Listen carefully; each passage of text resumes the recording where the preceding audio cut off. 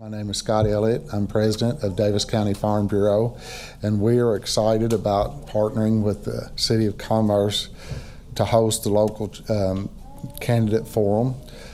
Every time we vote, and especially with this primary election, it is very important that we get to know our candidates and educate ourselves and to be able to make decisions when we go to the polls on May 17th.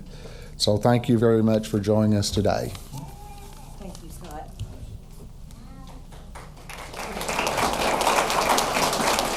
And I don't know if you have the honor to work with the Farm Bureau, but I do very often.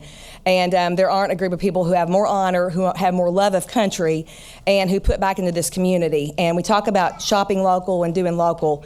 They do it. They practice what they preach, and it's an honor for me to get to work with them because they're the real innovators and the people that drive this local economy. So just a moment to tell you, the Chamber of Commerce, the reason why we host this event, we believe that civic participation creates a healthy community, and healthy communities create a healthy business community.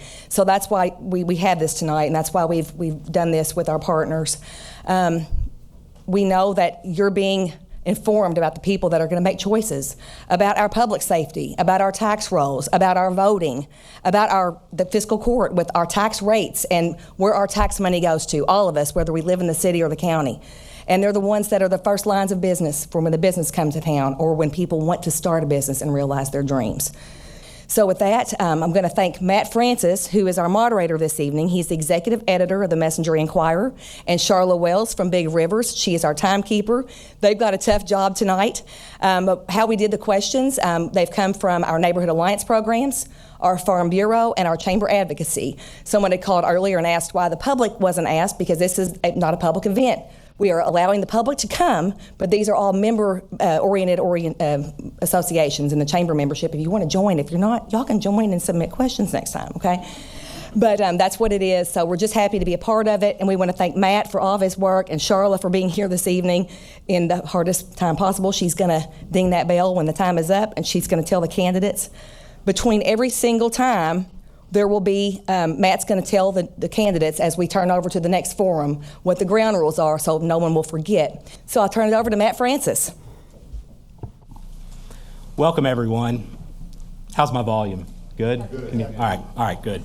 I'm going to give you a brief overview of what we're going to do tonight, and then I'll, as Candace said, I'll explain each individual debate and what the rules are for that. So what we will do is we will have 7 separate debates tonight. We will start with Davis County Clerk, move to Davis County Sheriff, and then move to PVA. Those will be relatively short. Each of those will be 2 moderated questions along with opening and closings. Then we'll move on to the 3 county commissioner races by each district, and those will have 4 moderated questions along with an opening and a closing, and then we'll conclude with the judge executive race, and that'll have 8 moderated questions along with an opening and closing. And so with each of these, the candidates will get a 60-second opening. They'll get 60 seconds to answer each question, and then they'll get a 90-second closing. So I should note the candidates are seated at the podium based on how they appear on the ballot, and that will be the same for every race. So we will have them from left to right in order of how they appear on the ballot, and that's how we will start the process. So the person in the first position will take the first opening, and then we'll move down the line. And then with each subsequent question, we'll move down 1 spot for each question. So in this instance, Tanya Payne will start off with her opening. Leslie McCarty will give her opening, and then I'll ask the first question, and Leslie, you'll be the first to answer. So Tanya, when you're ready. Okay. Hello, everyone. I want to thank the Greater Owensboro Chamber of Commerce for this opportunity and the sponsors to letting everyone speak. I've been a lifelong resident of Davis County, grade school at Blessed Mother, and graduated from Davis County High School. I'm married to John Payne, who is a Marine veteran and owns Payne Construction and Remodeling. We have one son, Dalton Payne. He also works with the company, and he also is assistant varsity baseball coach at Owensboro High School. Leslie? Thank you. And thank you to Farm Bureau and Chamber for hosting this event. My name is Leslie McCarty, and I'm the current county clerk. Before I was elected to public office, I worked for 15 years at the Davis County Public Library and was manager of the Kentucky Room, which houses genealogy and local history. Part of my management experience at that time was interim director. I have a master's in library science from Texas Women's University, and I have a bachelor's of arts from Western. I'm also a graduate of Leadership Owensboro, and I hold a certificate from the National Association of Counties High Leadership Performance Academy, and I'm currently pursuing a certificate in Veteran Studies through Eastern Kentucky University. I'm active with the Kentucky County Clerks Association as a member of their legislative committee. I serve on several boards, including Crossroads of Owensboro, Whitesville Historical Society, Honor and Remember, and the Owensboro-Davis County Veterans Organization Committee. I'm married to my husband, Jared, and we have a pug. I should have noted that Charla will hold up a paddle and let you know when you have 30 seconds remaining, and then obviously she'll buzz you when your time is up. All right. First question will be directed to Leslie, and when we have these shorter panels with just a couple people up here, I probably will just ask the question once. When she's finished, we will move to you. If you need me to repeat the question, just ask, and absolutely I will. The first question is a softball in some ways, but it's also probably the most important in identifying what you feel is important. So that is the question. What do you see as the most important role of the county clerk? Well, the important role of the Davis County Clerk is safe elections. There's a lot of talk on the national level about elections being hacked into, and that's not the case here in Davis County. Davis County has never had election problems, and hopefully will never have election problems. I think also it's important for the county clerk to be active in the community. I think it's also important to move the office into the 21st century. So I think being in the community, having safe elections is important. Tanya Payne? Yes. Most people are unaware what the Davis County Clerk's Office does. It affects the lives of every Davis County citizen, from their vehicles to their home and property and to the integrity of the election process. My main goal is the public, if I get in, and that is to help the public. Oh, sorry. So if they come in, to help them, not send them away, to make sure that we get them taken care of so they do not have to come back. Okay, second and final question, and Tanya, we will start with you on this. As we were planning for this, we talked about public office holders being a reflection of the community, and often that means you are put in positions or have the responsibility to have input on decisions that may actually fall outside of your office. And so with that in mind, we're going to ask every panel that's up here tonight, what do you think are the most pressing, what do you think is the most pressing issue or the most pressing issues in our community right now? Absolutely, inflation, gas, food, to your home. I mean, everything is going up. So anything that, because we're actually bound by the state. We just collect taxes. But anything that we can do, get with commissioners and work with them, anything we can do to help with the development and the homeship of everybody in Davis County. Leslie? I think one of the biggest issues facing Davis County is job growth. When I began here at the clerk's office in 2019, the entry-level pay was $27,000. In this economy, that's really hard to make a living. It's hard to retain talent that way. So I was happy that I was able to work with fiscal court to raise that bottom entry. So I think talent retention and job growth. Okay, we'll move on to our closings. Leslie, you'll start, and you have 90 seconds. So in my first term, I've had a lot of curveballs. I was thrown into the pandemic. I was thrown into a recount. So those are two major things that I was tasked with when I first came into office. And I was able to put on with my team, and Tanya was definitely part of that team. But with my vision and my leadership with my team, I was able to accomplish having a safe election. I was able to accomplish opening the office and keeping it open with a safe election.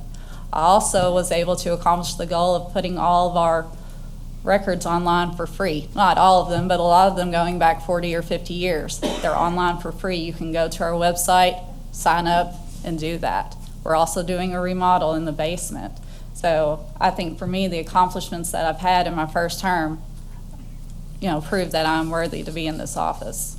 And I hope you'll vote for me on May 17th. Tanya Payne. Okay. The people of Davis County and the deputy clerks within the office need my 22 years' experience that I possess to ensure that the office is run effectively and efficiently. The deputy clerks need a leader who not only deeply understands what they go through day in and day out, but is also able to apply that knowledge as well. There is 120 counties in Kentucky, and every month for many years I went to Lexington or Frankfort and listened to all the other clerks.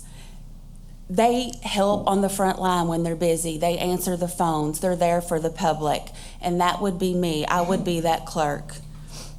This job is a full-time job. Being there for the public, serving the public, and being there for the deputy clerks. Something my husband always told me, a great leader opens the gate and closes the gate, and that would be me. Okay, thank you. I appreciate it. Thank you. And we will move on to the Davis County Sheriff.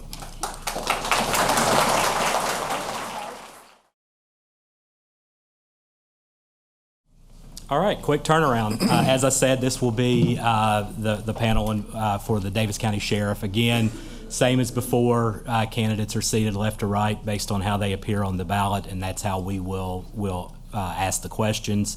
Again, 60 seconds for an opening, 60 seconds for each question, 90 seconds for a closing. We'll have two moderated questions. So we will, I should introduce the candidates, Brad Youngman, Barry Smith. We will start with Brad. You will give a 60-second opening whenever you're ready. All right, thank you. Thank you, everybody, for being here. This is an important race, and I'm glad to see this much community interest is here. Thank you to the Farm Bureau and the Chamber and City Hall for hosting us. My name is Brad Youngman, and I'm running for Davis County Sheriff because I believe as Davis Countyans, you deserve safe homes, safe schools, and safe streets. Like you, many of you, I'm concerned, and as I go around talking to people in the community, I hear the same thing, that what's happening to our community.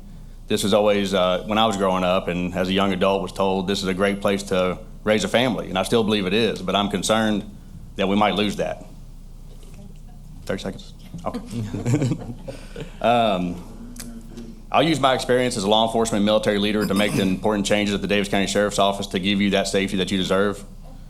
I've been involved in nonprofits, volunteer with Little League teams, coaching, things like that. I love this community. I stay involved in it. And we need to stop the amount of deputies that are walking off the job. We got to give them an opportunity to stay here and fight for this community. Thank you. Just let me interject, because this is a couple times this has happened. Just a reminder, when she holds the paddle up, you still have 30 seconds, so you're only halfway done. So I thought it went off real quick. A warning. All right, Barry. Hello, I'm your Sheriff, Barry Smith. I started at the Sheriff's Office when I was 21 years old, and I've wore this uniform I'm wearing tonight for the last 27 plus years. I've taken a dedication and passion to the Davis County Sheriff's Office and serving my community within the Sheriff's Office, and also serving out in the community. I was born and raised in the west end of the county. I was on the Moselsville Fire Department for 20 years. I serve on the board of River Valley, the ASAP board, the Animal Control Authority board, and I've also served on the Lighthouse board. I think our community is a great community to live in, or I wouldn't still be serving within the sheriff's office. I think that our sheriff's office and the men and women that wear this uniform and work within the office or over in court security takes pride in their jobs, and the sheriff's office reputation in our community is great state and nationally. Okay, Barry, the first question will be directed to you, and Brad, as you touched on a little bit in your introduction, I think there's the perception, at least, that crime is on the rise in the community and it's not as safe as it once was. And so my question is, do you agree with that? And if so, what do you see your role in addressing the issue? And if you don't think the reality matches the perception, please explain why. I think if anyone read the Messenger Inquiry today, you've seen that the Owensboro Police Department has worked 35 shootings, gunfire incidents within the city of Owensboro. So I think as far as crime goes, those incidents obviously have increased over the last couple of years.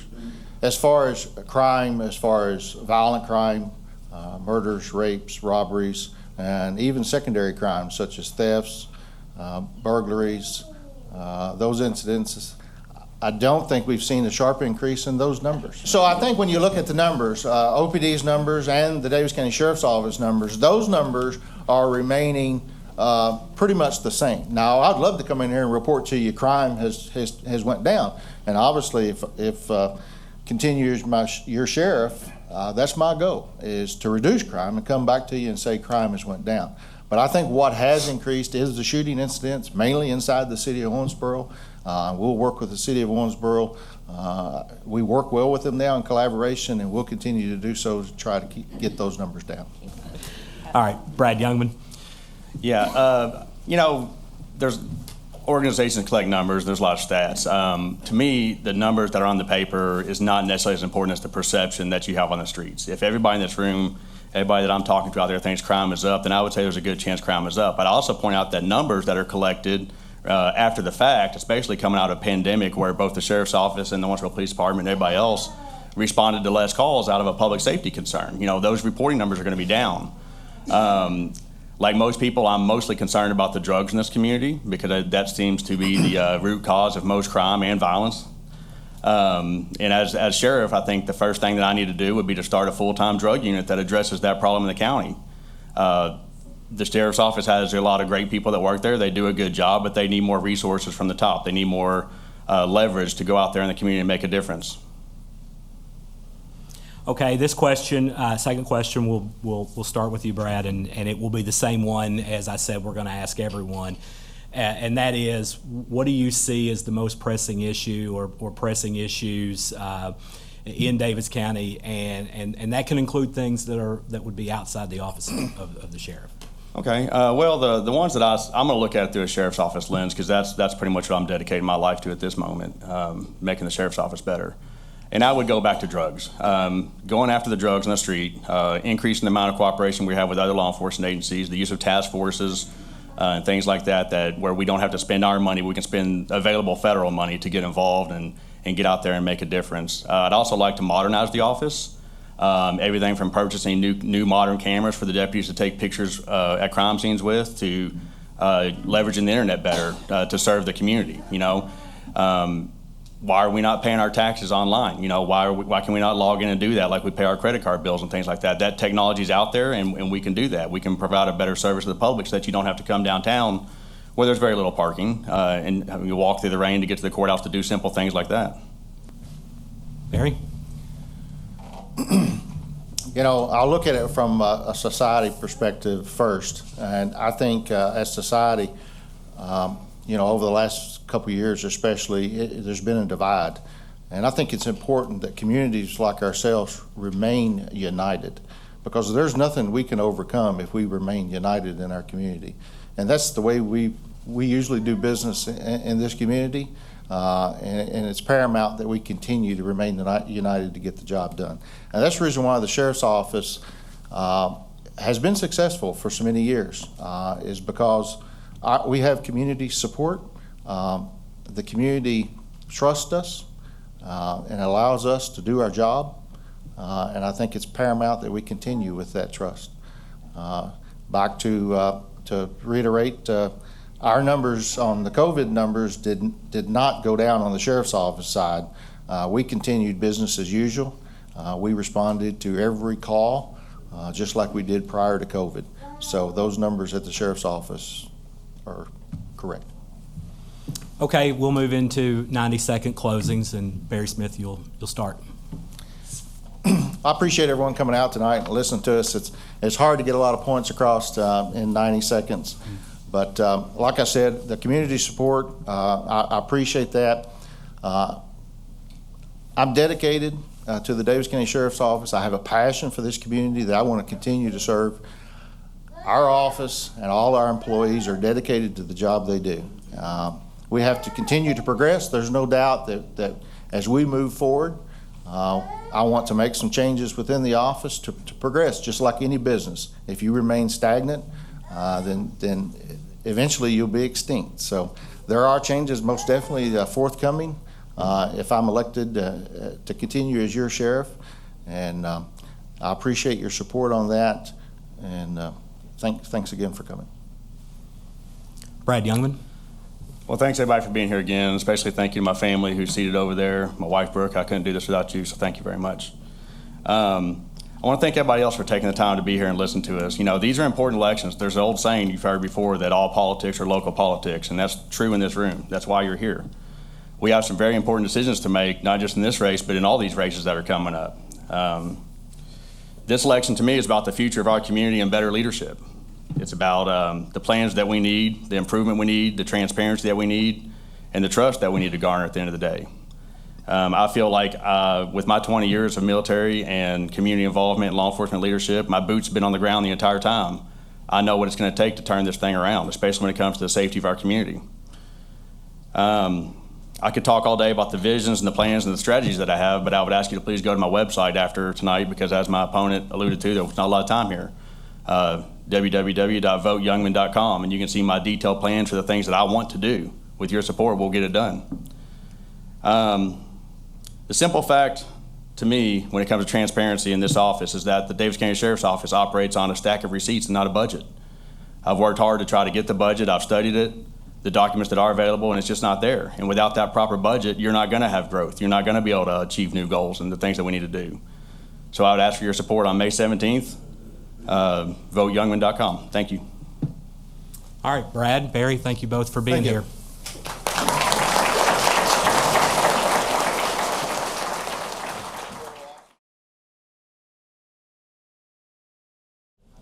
Okay, our third panel is for PVA, and again, we have Jason Pagan and Rachel Pence Foster. Again, same format. Each candidate will get a 60-second opening, 60 seconds to answer each question, and a 90-second closing. So with that, we'll get started with the openings, and Jason Pagan.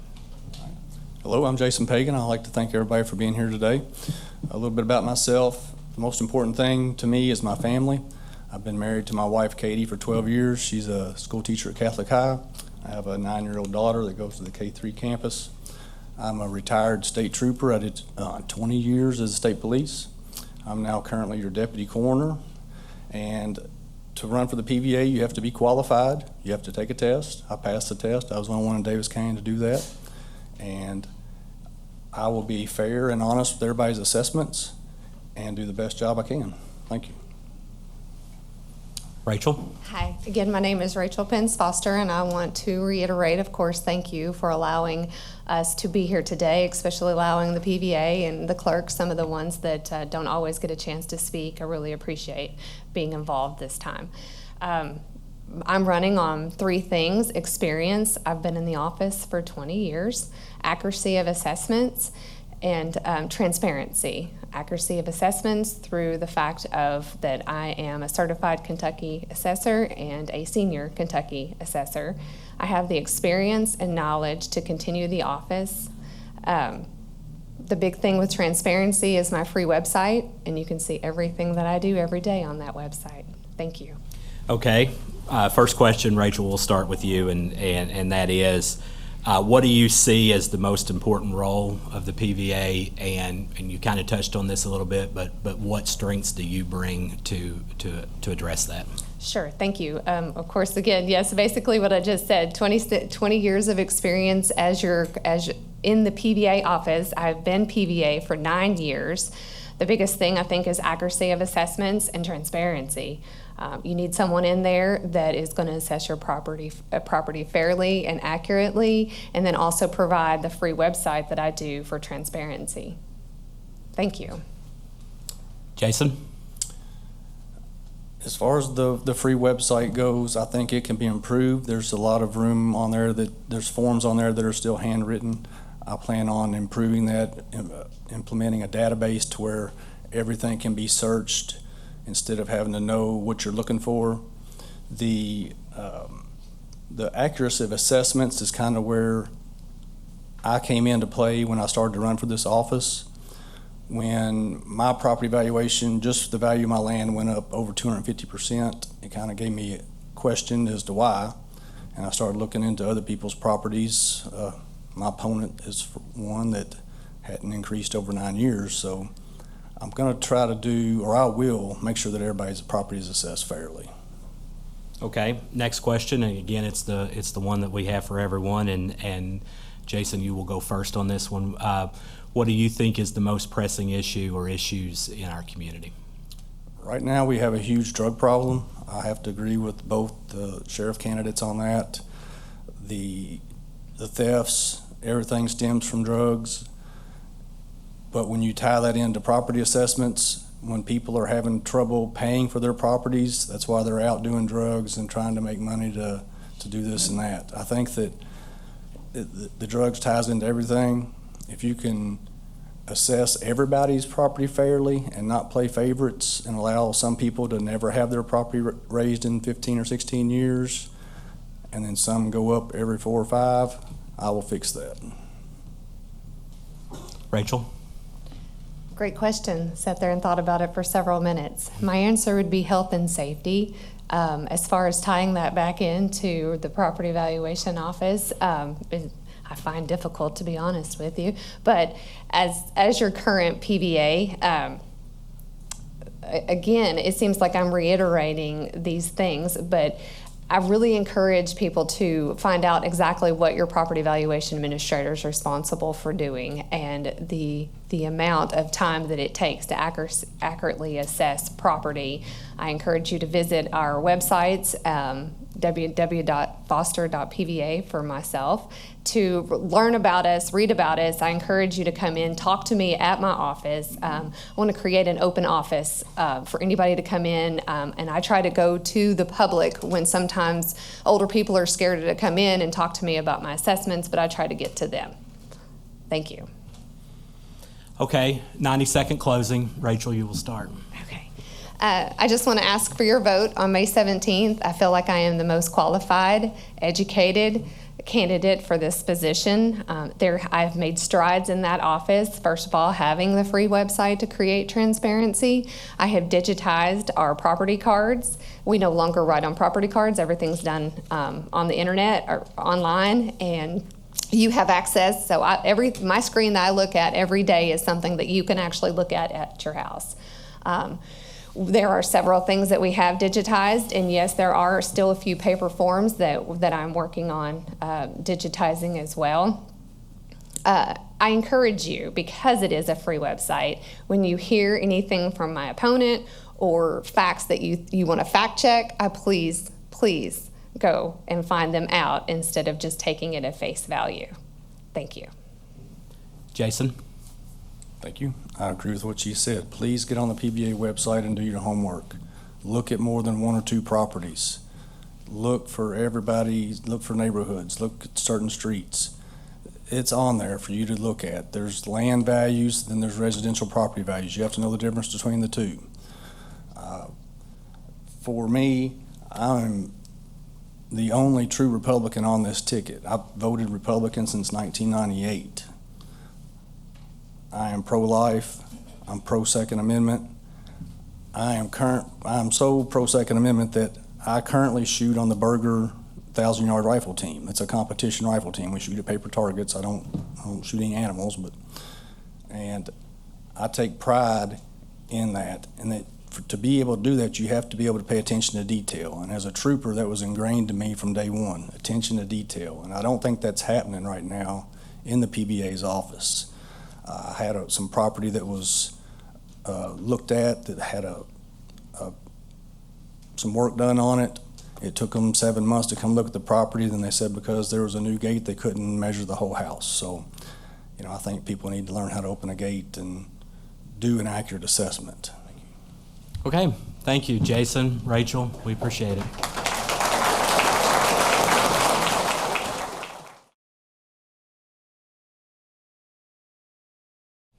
Okay, so this is County Commissioner, Central District.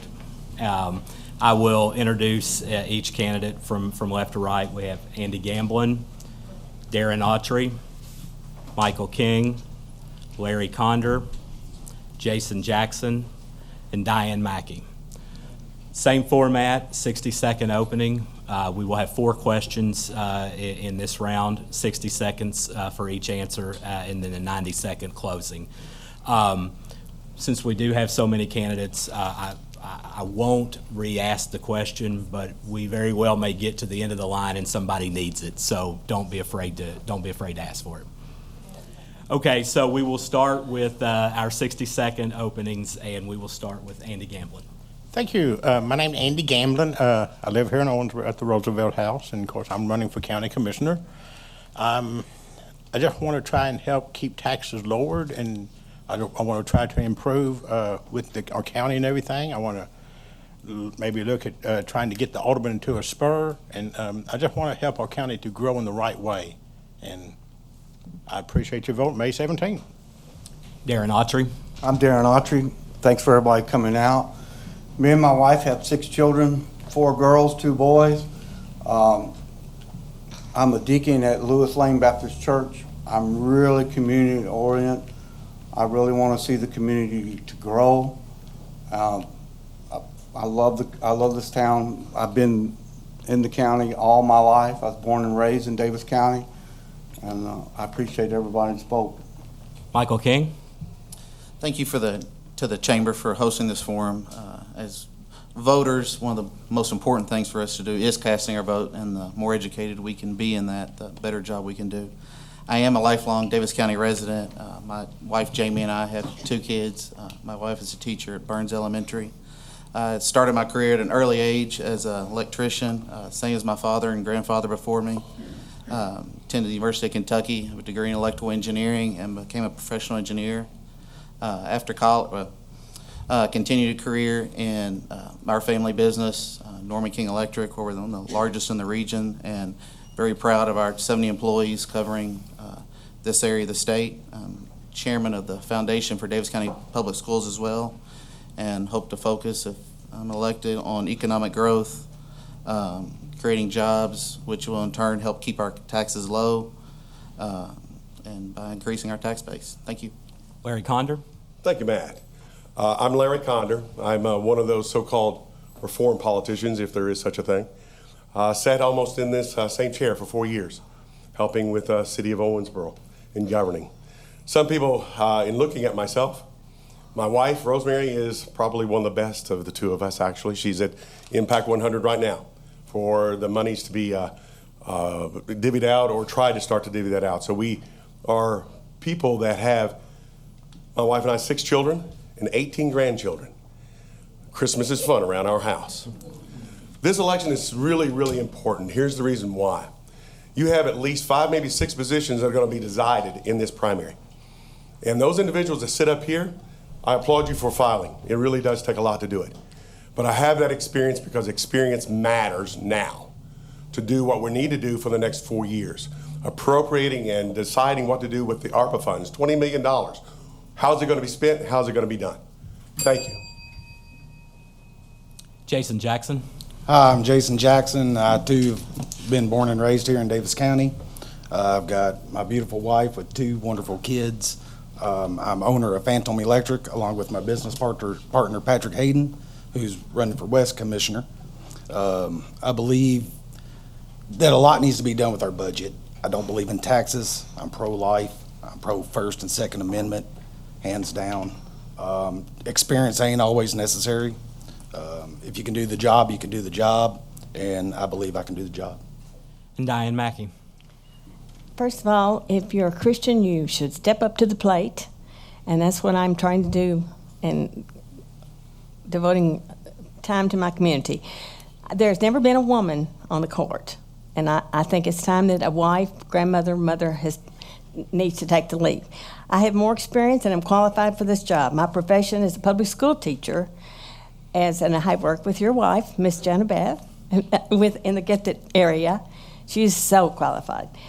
And I've also been a school board member for 8 years. My additional knowledge from owning and operating 3 small businesses is also a plus, teaching me how to deal with planning and zoning and all the rules and regulations and mounds of paperwork. We also have a longstanding participant, my husband and I, in the farming community, growing tobacco, hay, cattle, corn, strawberries. My life as an ag brat made me very involved in 4-H, FFA, and Davis County Fairs. The fair. All right, we will move on to the first question. Darren Autry, we will start with you and obviously move down the line. Andy, you will be the last to answer that question. And it will be the question that we've asked everyone, and that is, what do you see as the most pressing issue or issues in Davis County? I think that our biggest issue is the crime rate climbing, and I think that we don't back the blue like we should, and the small business. I'm a small business owner, and I struggled getting my business off the ground in Davis County. I would like to see it more business friendly. You know, we're losing jobs. There's a battery company that went someplace else. Why is that? Why didn't they come here? I think we need to get out and figure out how to draw more businesses to this area. Michael King? I think one of the most important issues, and especially as a business owner, is increasing our labor pool and workforce development. And workforce development can happen through education, whether it be through the community colleges, through apprenticeship programs, through just on-the-job training, and getting our kids coming out of high school and college wanting to come back to this community. You know, one of the most ways you can keep a good workforce is when someone goes to college, somebody moves out of town, is when they finish their degree, is to want to come back here. So to have the jobs to match those, have the jobs available, match those positions where they get those degrees to come back is one of the most important things we can do for our community and help with job growth. Larry Conder? Thank you, ma'am. There are about 4 issues that really face our county today, and neither one of them or any one of them are higher than the other. First is the economic fight that has just been alluded to, that we have lost in the last 18 months 4 different opportunities, one in Brandenburg, one in E-Town, one in Bowling Green, and one in the city of Henderson. Those relationships are really important to make sure that that doesn't happen anymore to Davis County. The next is the ongoing pension costs. It's going to keep happening. We have to make sure we keep an eye on it. The next one that is just a little different is our jail. Hart Magalinger does a great job. Yet, at the end of the day, the citizens of Davis County have been subsidizing prisoners from the state of Kentucky that are not actually covering costs. That needs to be addressed. And the last is our crime issues, where the middle school students actually have a button that is flipped off where they don't respect our men and women in blue and our first responders. That has got to be addressed. Thank you. Jason Jackson? I believe business is one of our biggest keys. We need more business brought to Owensboro. I'm not talking restaurants, I'm talking actual business, good paying jobs. We're losing out.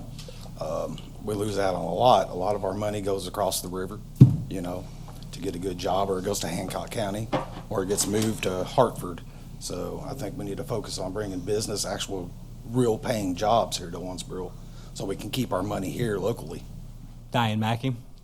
I believe, you know, we should bring business to the community, but I believe that should be the private enterprise, part of our community. And I think government should be welcoming, but I don't think taxpayer money should be used to entice businesses. I think if I have a business and the taxpayer, the taxes doesn't help me, but we go out and help another business, I don't feel like that's quite fair. So, but I do think we should be welcoming. We should be, our planning and zoning committee is very difficult to work with. I've had to deal with them, and they've changed over 40 years. When we first went in business, it was very easy to open a business. By the time we opened our second one, we had all kinds of regulations. And I think that's something the fiscal court could do, is deal with those and appoint people that are welcoming to businesses. And Andy Gamblin. What I'd like to try and do, I like to try and reach out, I mean, nothing against our hospital, but I like to try and reach out to Deaconess and see if they'd be willing to have a hospital here in Davis County. I think we need that. Then I think we need an alderman. I think we need to get it upgraded to a spur, because I-69 is a done deal. And if you look at the two, of course, I mean, I know like the city commission, and one of them was on the city commission, they all was so gun-ho about getting the Natra upgraded to a spur. And it's an hour to Bowling Green and only 28 to Henderson. And 69 is a done deal. All your truck traffic comes from Henderson, not Bowling Green. If we can get the alderman into a spur, then you could see the west grow, and then we could even work with maybe McLean County and get an industrial park. That's what we need to be doing. Okay, we'll move on to question number 2, and we will start with Michael King. And it just so happens that this question was going to be business related, and every single person mentioned business in the first one. So I'm going to pivot a little bit. I'm going to ask the same question, but I'm going to ask for the question was going to be, what do you see as the most pressing economic development issues locally, and what will you do to ensure our community is business friendly? But I would like to add a little bit more to that, because multiple people mentioned we've missed out on all these opportunities. Why? Why did we miss out on these opportunities? And you know, it's often easy to say we should have gotten these, but why did we not get them, and what should we be doing to be in that ball game? And Michael King, we'll start with you. I mean, from a local business standpoint, one of the biggest issues we have is with our local planning and zoning impeding growth. I was a developer of the warehouses for Green River. It was O.Z. Tyler, and with our current planning and zoning, those went to Ohio County. And next year, there will be almost $1 million in tax revenue that's associated with that project that didn't come here. A few weeks ago, I spoke with another business owner, was basically forced to move his business to a neighboring county in a city. They are now the largest employer in that neighboring city because of planning and zoning regulations. We have to get those fixed first to grow the local businesses, whether or not we get the large ones or not. Because we can hope for large projects, we can plan for them, but we have to keep the small business growth moving. As for the large projects, one of the biggest factors, I think, affecting those is interstate access. You know, Bowling Green has 65. Elizabethtown has, thank you. Larry Condor. Elizabethtown has I-65, so there we go. Thank you. You're welcome. That's what it is. And so does Bowling Green. And so when you look at that, I did reference the projects over the last 18 months that did go somewhere else besides Davis County. So Matt's question is very, very important. And one of the top 3 reasons why, yes, you got the rules and regulations, and people will fight through those, and they will, no matter what, to keep businesses here, especially our small businesses. But the larger companies, when they look, they have a list of what they look at. And in that list, they'll check the boxes. And do we check all the boxes? I've written letters stating that we don't check all the boxes. And you can see what it is on my website, what those boxes are. But relationships are paramount. You've got to have relationships with individuals in Madisonville Transportation Department and in Frankfort and Washington, D.C. If you ever want to have any of those 4 other large projects, that's what you have to have and cultivate to make it work. Thank you. I'll go ahead and repeat the question because I know it's a little bit convoluted. And so the question was, what do you see as the most pressing economic development issues locally? What will you do to ensure our community is business friendly? And why do you think we have missed out on some of these opportunities that have gone to other places recently? Well, I'd agree with Mr. King. A lot of it's planning and zoning. They're very difficult to work with. I work with them on a daily basis. And I hear from customers repeatedly, I got to go through this, I got to go through that. It's really a hamper on getting stuff done. And they really set businesses behind schedule of opening because of something minute or ridiculous that they request, that they want done. And it's just, it needs to be visited. Let's pull their funding. I mean, really, let's make them play ball. And that's what we need to do. Diane Mackey? I agree also with the fact that the planning and zoning is not very welcoming to businesses. I'm dealing with them right now. I think in a roundabout way, the state has approved a sign, and I'm helping with the church on, but it's some kind of deal with the planning and zoning, and that they will not let us revisit a sign on a property I have. So I don't quite understand. I'm letting the sign people work it out, but it seems to be very difficult. There are other good points, though. I went to a doctor yesterday, and he said they researched many communities in our area, and his wife is a neurologist at the hospital, and they found Davis County was the best place to move to, and they came here, and he now is one of my eye doctors. So I think there's a lot of really great qualities that we miss, and we're not touting as Davis County is a great place to have a family, and people that want families are coming here. Andy Gamblin? I do feel like, I do think planning and zoning needs to be looked at. We need to talk to them and have them to do the right thing. And then, again, I say, we need to get that alderman into a spur, and we need to talk to our legislators in Frankfurt and ask them to help us and work with us, and people in Washington. We just need to get the ball rolling.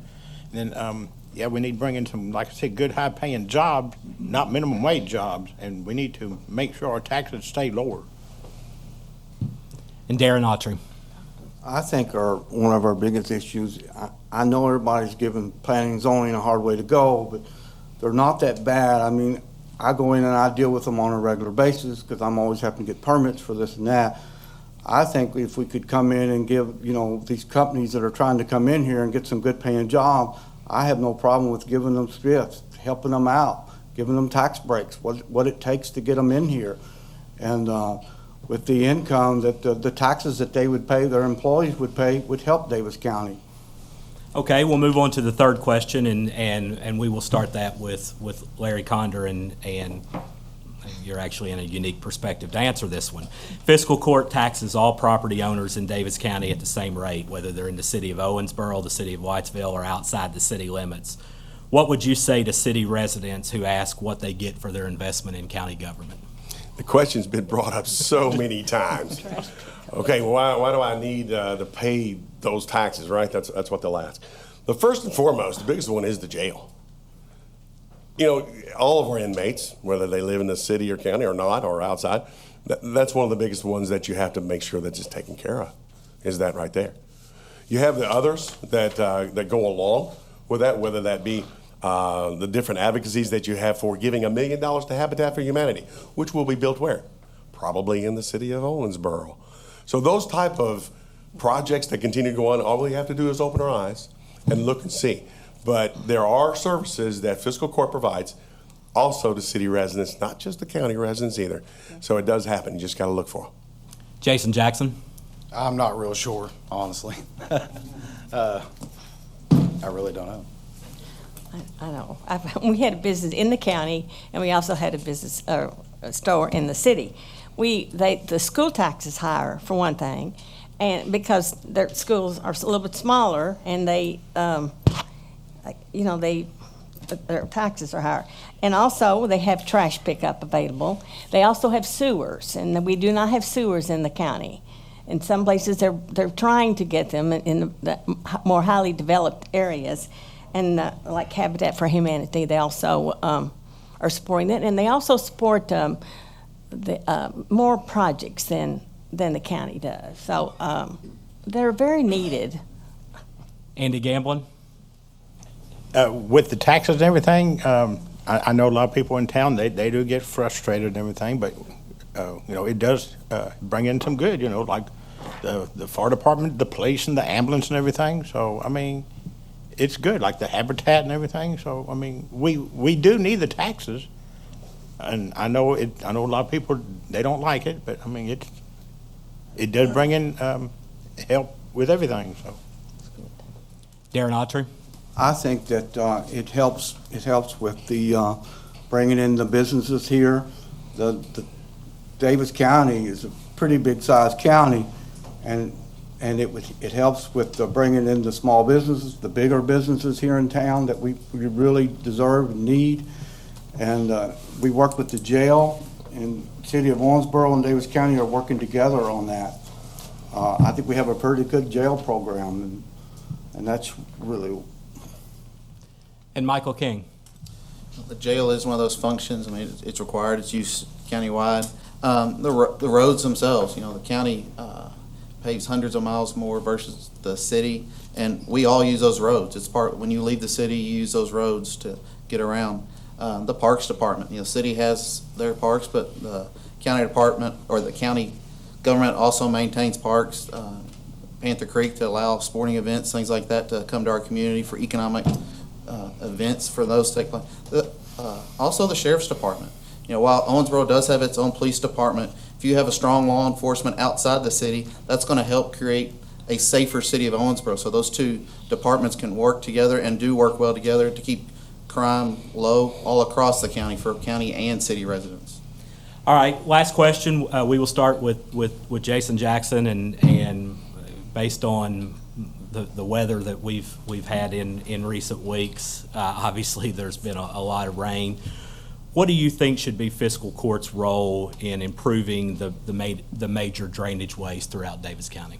There's a lot of problems throughout Davis County. Panther Creek on the west end's one of them for sure. Miller's Mill Road, Kentucky 142, all those roads flood. We need to get it cleaned up. Panther Creek needs to be cleaned up. It's been neglected for years. It's flooding the farmers' fields. We need to go through there and do what we can, find it in the budget somehow, have a community cleanup if possible, to save money and get those places cleaned up. Diane Mackey? I grew up in the lake on 431, so I definitely would like to see more money spent on the drainage. I do know that they try to keep the ditches clean, and the farmers own half the ditch, and the county owns the other half. And I know that some of it, I've talked to Al Manley about this before, and farmers are very willing to do their part. Our farmer takes care of the ditches on our farm, so I'm very happy for that. But I would like to see Panther Creek cleaned out. There's a road between Southern Oaks and Masonville that's always flooded, and the buses have to go an hour and a half all the way down to 140 and cross up to 431 to bring children to Southern Oaks that are from Deer Valley. And when I was on the school board, we wanted to do something about that then, because we didn't want children on the bus for an hour and a half, especially a 3 to 5 to 6 year old. Andy Gamblin? Drainage, most definitely. Hopefully if I become county commissioner, I'd get with the road engineer. We'd go out, we'd survey all Panther Creek and all of them, and we would start working on these areas, and we'd get them cleaned out. Darren Autry? I don't see a problem with the county helping the farmers digging out the ditches in their land and going in there and cleaning all this up. I know Panther Creek is a really bad area. This Mackey hit on 140. It is a bad area. I live in that area, so I see it. And I'm up and down that road all the time, and it is bad. I don't see why we couldn't get in there and dig the ditches wider and deeper, and in that area, and help those farmers out. Michael King? Maintaining Panther Creek, is a major ordeal. At the same time, with the way the land lays in Davis County, there are some limitations what we do. There was a study commenced a few years ago that said we could spend, I believe, in excess of $300 million on dredging and widening Panther Creek, and we would only decrease water levels by 6 inches. So we can spend years and years of our budget and get basically no benefit from it. But keeping those creeks clean and flowable is very something important we do. On Ms. Mackey's point, I'm the next to last house on Hillbridge Road that floods, and I'd be very happy to see that raised as I have to take my kids to Southern Oaks. Right, yeah. And Larry Conder. Thank you, Matt. Yes, there's not currently even a line item in the current Davis County Fiscal Court budget for any type of drainage work like that. So the first thing I got to do, let's put $100,000 in it and just start the process to where it's actually there, that you don't have to make it political, that it is a line item in the budget, and you don't have to talk about it and say you think you should do it and you don't do it, but you do, but you don't. So put it in there. That's the best thing. I'll tell you a story about former County Commissioner Mike Riney, God rest his soul. One of the biggest mistakes he ever said was that he wished at the time that he had actually put in a 6-foot culvert and advocated for it down J.R. Miller all the way out Panther Creek with 2 pump stations. That's bold leadership. He wished he had done it. The same thing you may see come soon. If we have the opportunity, we need to make sure that it happens, that we have a plan in place that can actually take advantage of something that Mike Riney wished he had done over 20 years ago. And we may not be talking necessarily a lot about that today, but at least it would have helped. Thank you. Okay, we'll move on to our closings. Again, 90 seconds, and we will start with Diane Mackey. Again, the court needs a female perspective. I have shown my support for less taxation by my votes on the Davis County School Board. I voted against nearly all the tax increases except the one that gave actual classroom teachers a raise. I think we realize from the pandemic now that the teachers are more important than new buildings. I would like to remind everyone that the largest portion of your tax bill is the school tax. Fiscal court has no jurisdiction over the school tax, and the city tax schools is higher than my extensive experience as a business owner operator is on record. I can remember when your word mattered more than a signed 100-page contract. I have always contended that if you didn't need all these regulations if you want your customers to come back, because if you're an honest person, they will come back. My lifelong resident of the rural farming community of the county will provide diversity to the court. I am also a lifelong Republican. When I was in high school, my father ran for Kentucky State Agriculture Commission on the Republican ticket. It was a great ticket, but we lost. Neither am I being paid from handsome donations for undue influence, partisan to one business or another. Orangeburg County, Davis County is a great place to live. I was told, like I told you about the doctor that was so happy to move here. And I believe that I would like to ask all my former students to vote for me if you like my class. So Andy Gamblin, 90 seconds. Again, I want to thank the Chamber for hosting this, and I do appreciate your vote May 17th, and if I do become county commissioner, I will work with the county judge or whatever. We will work on the issue. We will try and get the money appropriated for the different issues that needs to be done. We will work with our legislators in Frankfurt. Hey, I enjoy politics. I love politics. I could name some people out here that I've talked to before and always give them my 2 cents and everything. I don't have a lot of money that some of the others got, but I'm concerned about our county. I want to see our county grow the right way. I want to bring in some good, high-paying jobs for our young people. And, drugs, we do have a problem with drugs, but you know what? It starts in the homes and the churches and everything. We need to work with our churches and maybe work with trying to get a youth center for our young kids so they can have somewhere to go. And then, I know when I ran for city commission, I had stopped by a resident, and they said that they had a friend in Bowling Green that wanted to bring a business here, but they don't want Owensboro to grow, so they don't want any outsiders coming in. I'm not in with the clique. I want to bring in some good, high-paying jobs, and I will work for the county because I want to see it move forward in the right way. Thank you, and God bless you. Darren Autry.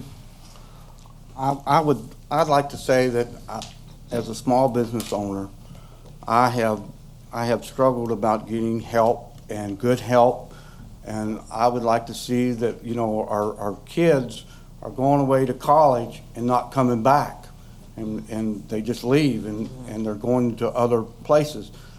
The Bowling Green has passed us up. Henderson, Morganfield, these smaller towns are passing this up, and there's got to be a reason why. We need to make Owensboro and Davis County more friendly, for the kids will stay and make Owensboro grow and Davis County grow together. I am a small business owner, and I have an open door policy, and I would like to do that with the county. Anybody has a question, anybody needs to come and talk to me, I will listen. I am a great listener. Michael King?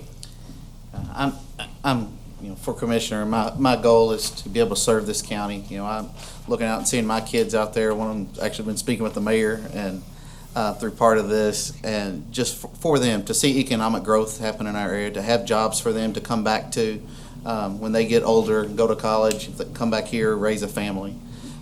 We have to make the preparations for these large companies and try to encourage them to come here. But we also have to take steps, if they don't come here, to support the small businesses, to help their growth, to grow our jobs. It may be one or two at a time, but if we can do that, we will help grow our community if we don't get these big ones. It's like a retirement. We can hope for a lottery retirement, but we have to plan on a regular retirement in case those things don't happen or come to our community.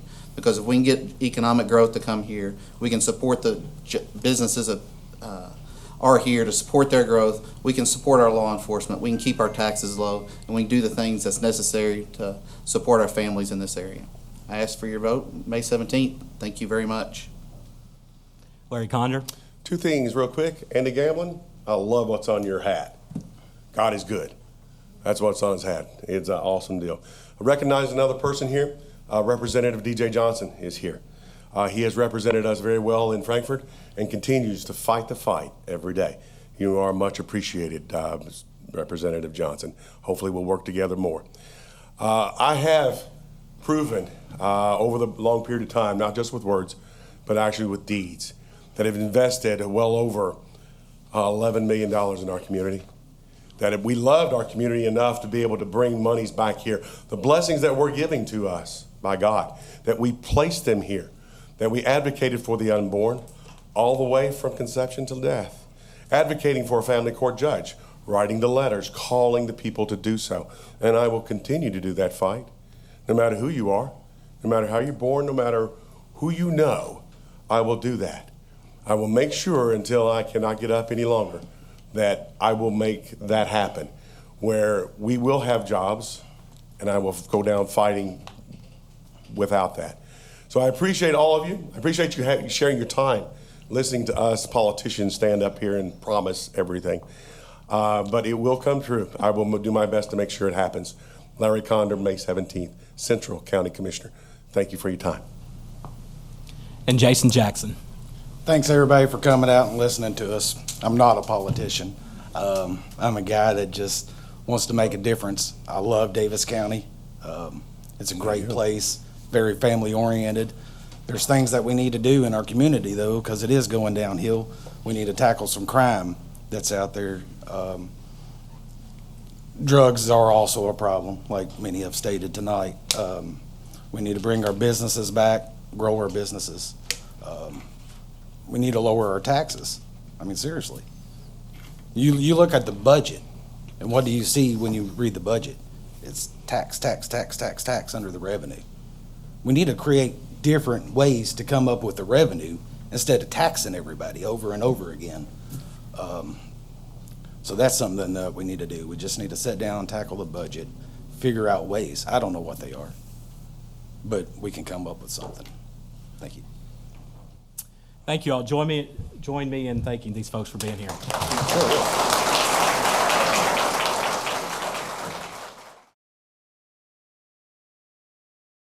So, as I said, we're moving on to County Commissioner, Eastern District. As I've mentioned earlier, folks are on stage left to right based on how they appear on the ballot. For this race, we have Matt Fitzgerald, Mark Irby, Janie Marksberry, Jimmy Sapp. Each Each person will get 60 seconds for an introduction. I'll ask 4 questions. They'll be the same questions that we just asked the previous group, and we'll ask the same 4 questions for the next group as well. And the reason for that is that while these are individual elections based on district, they will be dealing with issues that affect all of the county, and there won't be, I mean, they'll have their own constituents and so forth, but the issues that they will face will be countywide, and so we're asking the same questions of everyone. That'll be 60 seconds for each answer, and then we will conclude with a 90-second conclusion. So with that, we will start with Matt Fitzgerald for a 60-second introduction. Thank you. Thank you for everyone involved with this forum and putting this on. I would like to take 5 seconds and honor my father-in-law who passed away Tuesday night. He was a great man, Jerry Critchlow. He was a public servant, retired from Kentucky State Police, and was currently working at the Ohio County Sheriff's Office. So I want to start off with that. My name is Matt Fitzgerald. I am from Knoxville, Kentucky. I currently live in Philpott. I graduated from Davis County High School in 2003. I was in the United States Marine Corps 2005 to 2009, and since I've been home, I have embedded myself into this community through nonprofit work, through being on boards, a short stint at the Davis County Sheriff's Office, and now I currently deal with juveniles and at-risk youth on a daily basis. Mark Irby. Yes, my name is Mark Irby. I was born and raised here in Davis County, grew up in Inzer, out on 144. I'm also a graduate of Davis County High School, greatest school in the state of Kentucky. But I currently have been employed with the Davis County Fiscal Court since 1998, and I still work there as of today. Now, after this forum, I may not be tomorrow, but I am there today. But I'm glad to be here tonight and looking forward to some questions. I'll try to give you the best answer I can, or I'll at least tell you something that you got to like it, okay? But I appreciate y'all's time. Thank you. Janie Marksberry. Hi, I'm Janie Marksberry, and I want to thank you all for this opportunity to speak today. I was born and raised in Philpott on a crop and dairy farm where I learned the value of hard work. I want to preserve and protect Davis County. I'm pro-life, I'm pro-Second Amendment, and I'm pro-personal freedom. I have been a Republican since the mid-90s. I will make Commissioner my full-time job. I will be a champion for smart business growth to fill our empty restaurants and stores. We need more support for our fire, police, and EMS services, and we need more opportunities for our youth. We need to use our bounty of fresh food to feed our own people. I will stand by my conservative Christian principles, and I will work with anyone who is committed to the greater good of Davis County. Jimmy Sapp. Hello, my name is Jimmy Sapp. I'd like to thank the Chamber and the Davis County Farm Bureau for putting this on. All of you all for showing up and listening, and hope you get to know each of us candidates and what we stand for.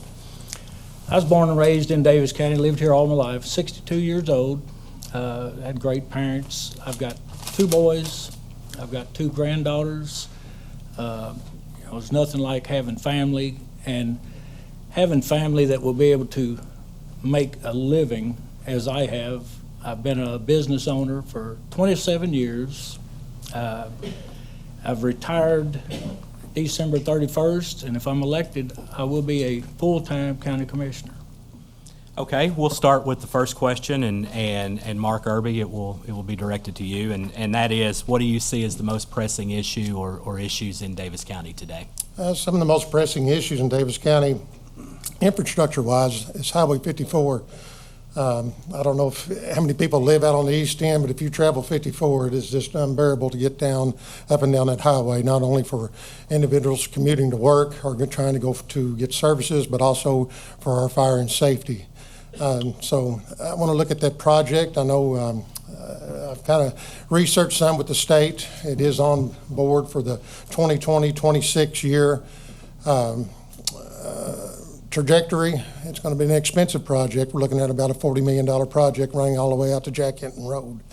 But that is one infrastructure program that I'd like to see get completed during the next 4 years if I'm elected into office. Janie Marksberry. I think the three pressing issues are we need a trained and ready workforce. We need to get people back to work.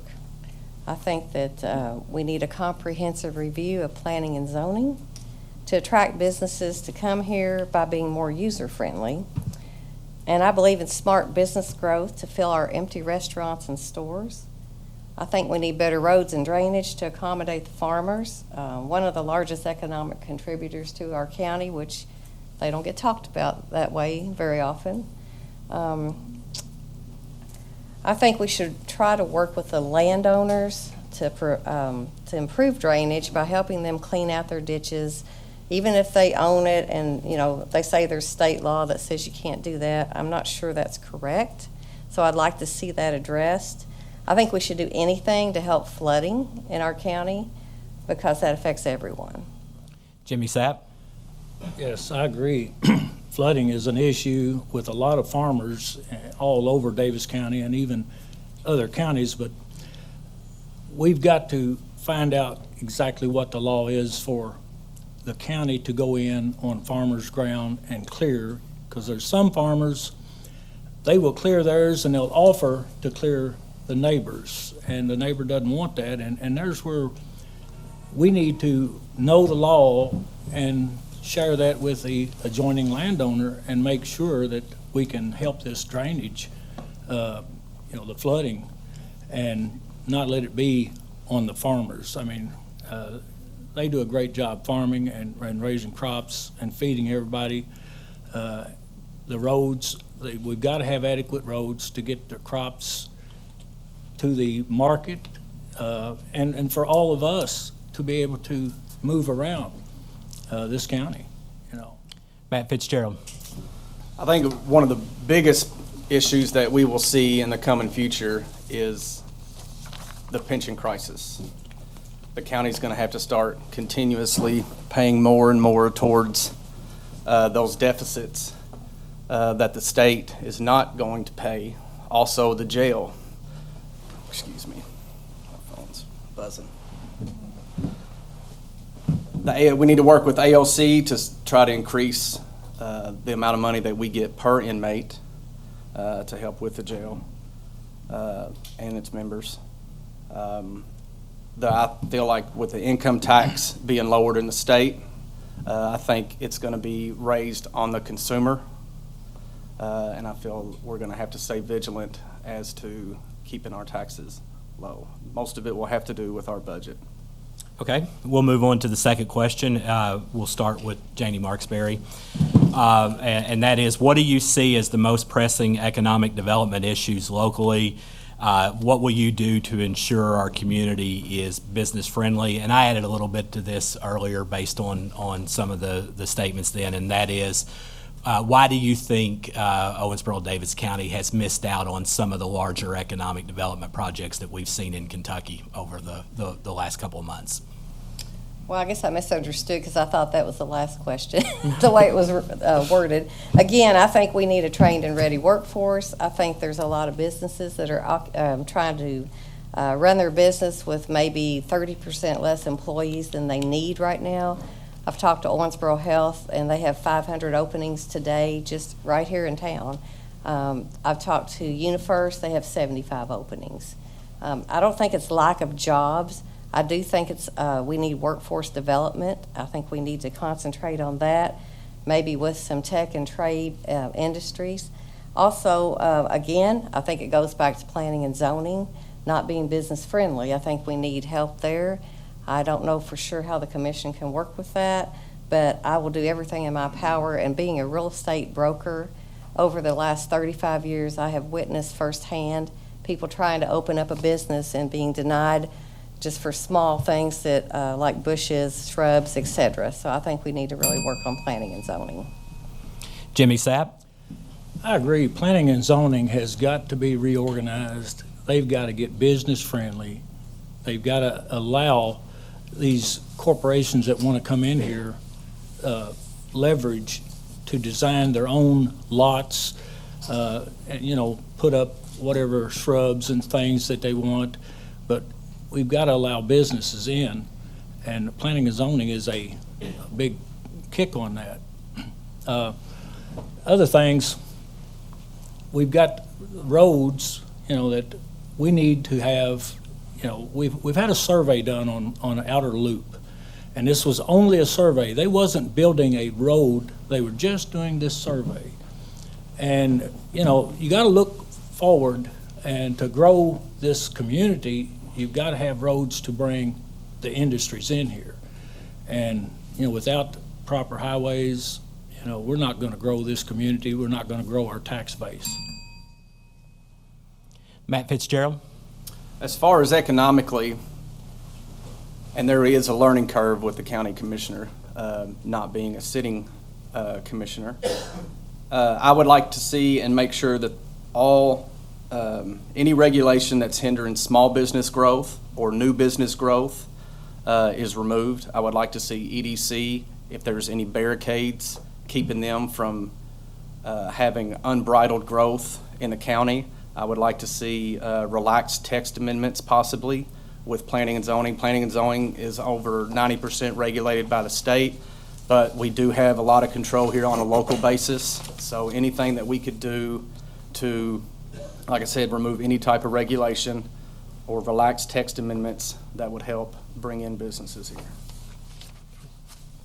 Mark Irby. I believe with some of the economical growth to get large industry to come in here, we need good paying jobs like they have in Indiana and up in Hancock County.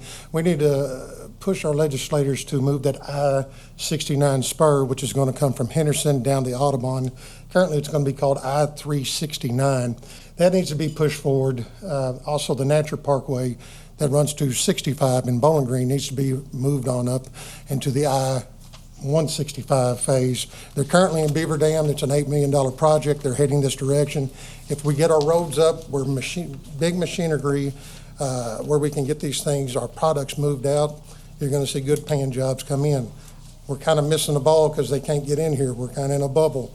So if we get these roads, these interstate status, I think we're going to have some industry to come in and build an industrial park and give people jobs where they can stay here instead of having to drive to Indiana or other counties. Okay, question number 3, we'll start with Jimmy Sapp. Fiscal court taxes all property owners in Davis County at the same rate, whether they are in the city of Owensboro, the city of Whitesville, or outside the city limits.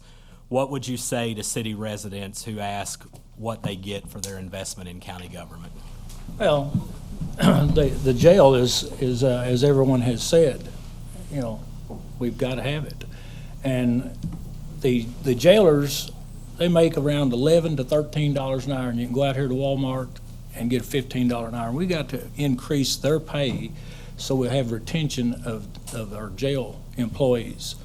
And the other benefits that they've got in the city is, like say, sanitation, the sewers, they got OMU water, which, they pay a little more, but they've got a lot more services. And the tax rate is fair, but they live in the city and they've got another tax.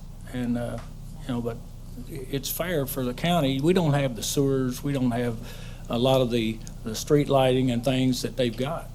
So I believe that the tax rate is fair. Matt Fitzgerald.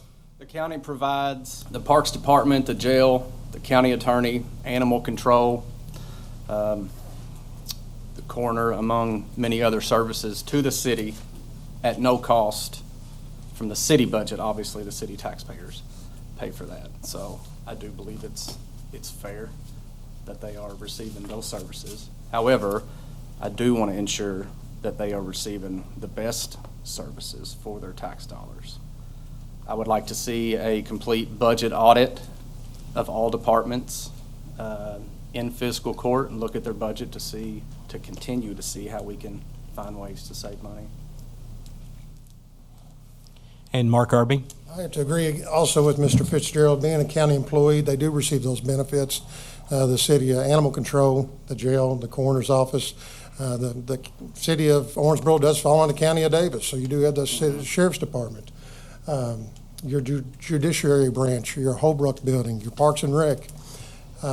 We do have supply audits. We have to, like even the city government, to audit what our amounts are paid out. I think the taxes are they're leveled to what they've received. The city receives more, like Mr. Sapp said, sanitation and more other options with sewer. So I think they're probably on the right page. I know our current fiscal court has looked at this, and of course our city government's looked at it, and I believe they've established what needed to be.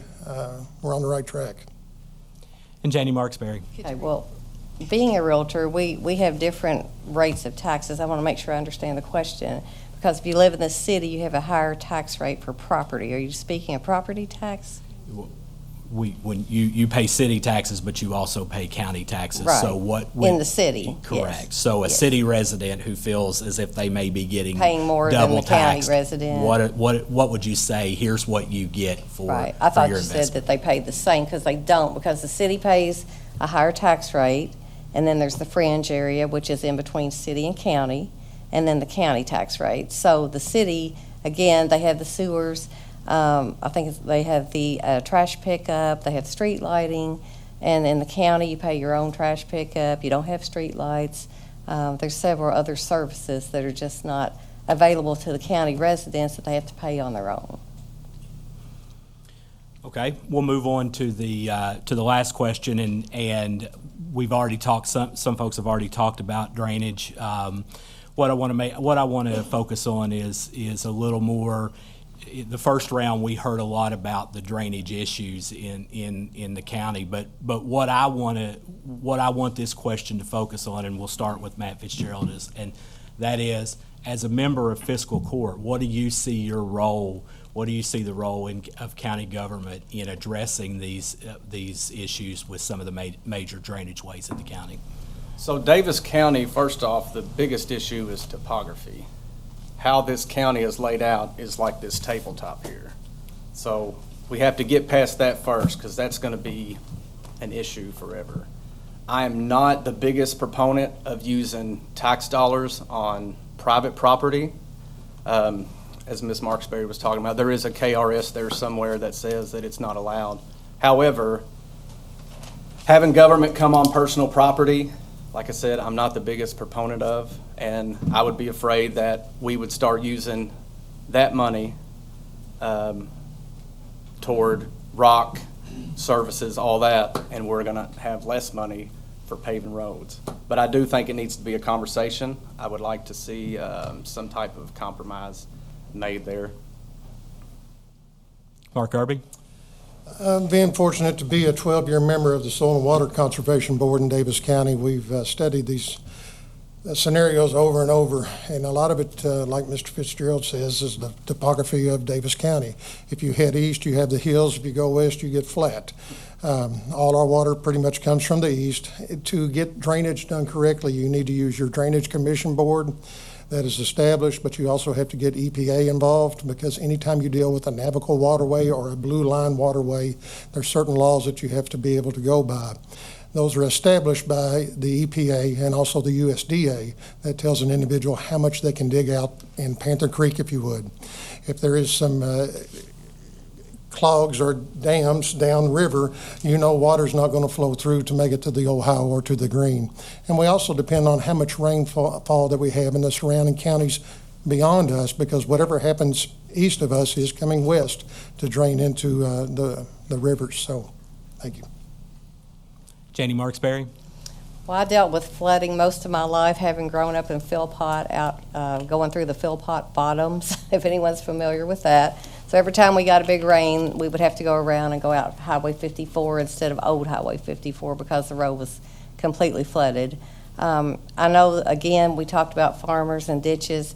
I think that any ditches in front of people's homes out in the county, I know they need to be cleaned out. We've got ditches in front of our house that could be cleaned out. And if you call the county, they will come and clean your ditches out. But you have to be the squeaky wheel to get them to do that. I do, again, think anything we can do to help flooding in this town is a great benefit for all. And Frederica Street, the way that road is crumbling as you're turning into Chick-fil-A and some of those turning lanes is because the water is sitting under the roadway, and that's what's causing the road to crumble. So I think we should address drainage in any way that we can. And Jimmy Sapp. Anytime you have water laying in a ditch and a lot of water comes through, you've got soft soil, and it picks that up and moves it on, and then you've got erosion coming down. And when we clean these ditches, we've got to make sure that it's a progressive where that it dries whenever there's no rain. And, you know, farmers have been asked to do their own cleaning out. They've got the equipment, and it's not their job to do that, and a lot of them will offer to do that, and if they do the county's work, I feel that they need to be compensated for their time, their fuel, and their equipment use, because that stuff is expensive. But we've got to, look at the total drainage, and, you know, Panther Creek is a major backup, and there's a lot of that it causes the east to flood, and farms, you know. Okay, we'll move into our 90-second closings, and we will start with Mark Irby. Guys, again, my name's Mark Irby. I started with the county government in 1998. I've worked in many different departments and worn many different diverse hats. I've been an animal control officer. I've been a jailer. I've been a soil and water conservation supervisor. I've been your elected justice of the peace. I've been your constable. I've worked just about anywhere I could in the Davis County Fiscal Court. I've done it because I have a love for Davis County, and I knew I was going to put that 27 years in, if not more years. I think it's the hands-on experience that I've done over the past 24 years has prepared me to take on the task of county commissioner. I've been the man that's been told to put the shovel in the ground, but I've also been the guy that's the one that's standing there telling the person also now where to dig. So I think it's starting at the ground level and working up to supervisors has just prepared me for these tasks. I understand the budgets. I understand what we have to deal with in the county government, but I also understand our valued employees, and I want to stand up for those employees. We're losing them daily. We lost one this morning at the county jail. We can't compete with these other businesses. After we lost our Tier 1, Tier 2, and Tier 3 retirement system, there's nothing really to hold anybody there anymore in our law, our fire, or our public works. So we're going to have to kind of, like Mr. Fitzgerald said, we're going to have to address these issues, bring the pay scale up, or try to take care of our employees better. But I appreciate your vote on May 17th. Thank you. Janie Marksberry. We've made a lot of progress in our county. Davis County has unique characteristics that make people want to live and work here. We don't have to change what makes our county special to prosper. I've been a business owner for over 35 years, and I'm familiar with all aspects of property and development. I believe developing a trained and ready workforce is the key to future growth and prosperity, and we need to get our people back to work. When I make decisions, I will be guided by my principles and focus on what is good for all, not just a select few. I am tenacious and determined, and I'm not afraid to ask tough questions. I have empathy for others, and I have empathy for their struggles, and I can see different points of view and remain insightful and discerning. I'm offering voters fresh eyes to address old problems and come up with new solutions. I am county wise because I have been out traveling our roads for decades. I know our county. I'm in tune with your needs. I'll always be watching and listening for you. You can visit my website, janiemarksberry.com, to find out why I'm a different kind of candidate.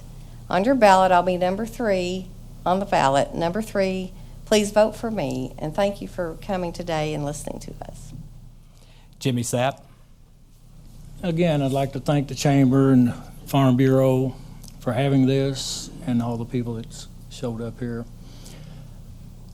I'd like to take my 27 years of business experience and negotiating for better prices of things to the county and negotiate everything from the tires that go on our vehicles to the fuel,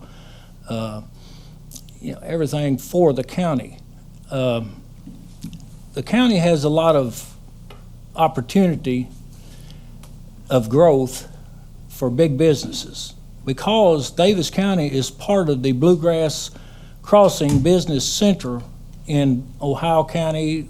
We've partnered with Hancock, Davis, McLean, Muhlenberg County, and there's 1,145 acres available for us to bring in industry that we will be part of getting some of the revenues for that. And we need to utilize everything we can and change some of the major issues that planning and zoning has caused us of losing some of our major warehouse business that has taken a great tax revenue out of Davis County. And that's what I want to work for, is spending time trying to bring in industry, big paying jobs. Vote Jimmy Sapp, number 4. Matt Fitzgerald. Thank you all again for coming tonight. Thank you for those who sponsored. If elected, I will use the litmus test of how do we increase the quality of life for Davis County citizens while at the same time shrinking the size of government's footprint. I have a daughter, 5-month-old daughter, Ruthie, and the biggest reason why I ran is to create a place for her to live, succeed, thrive, be safe, and have all the opportunities that she can. And I want that place to be Davis County. And it is, but we can always, always improve. I want a community for all, and I will be a voice for all. I can't be a voice for one and not a voice for all. County commissioners represent everyone, every citizen in the county. And I am actively embedded in several issues going on in the county, and I know them well. The juvenile issue, the drug issue, the nonprofit issue, all the dots that need to be connected to help our citizens. But at the same time, I will fight for you. If you know me, I am a fighter for several reasons. And this will be my passion. It is my passion, and you can look at my record and see that. I want to serve you and continue to find ways to serve those around me. Thank you. All right, let's thank everyone for being here.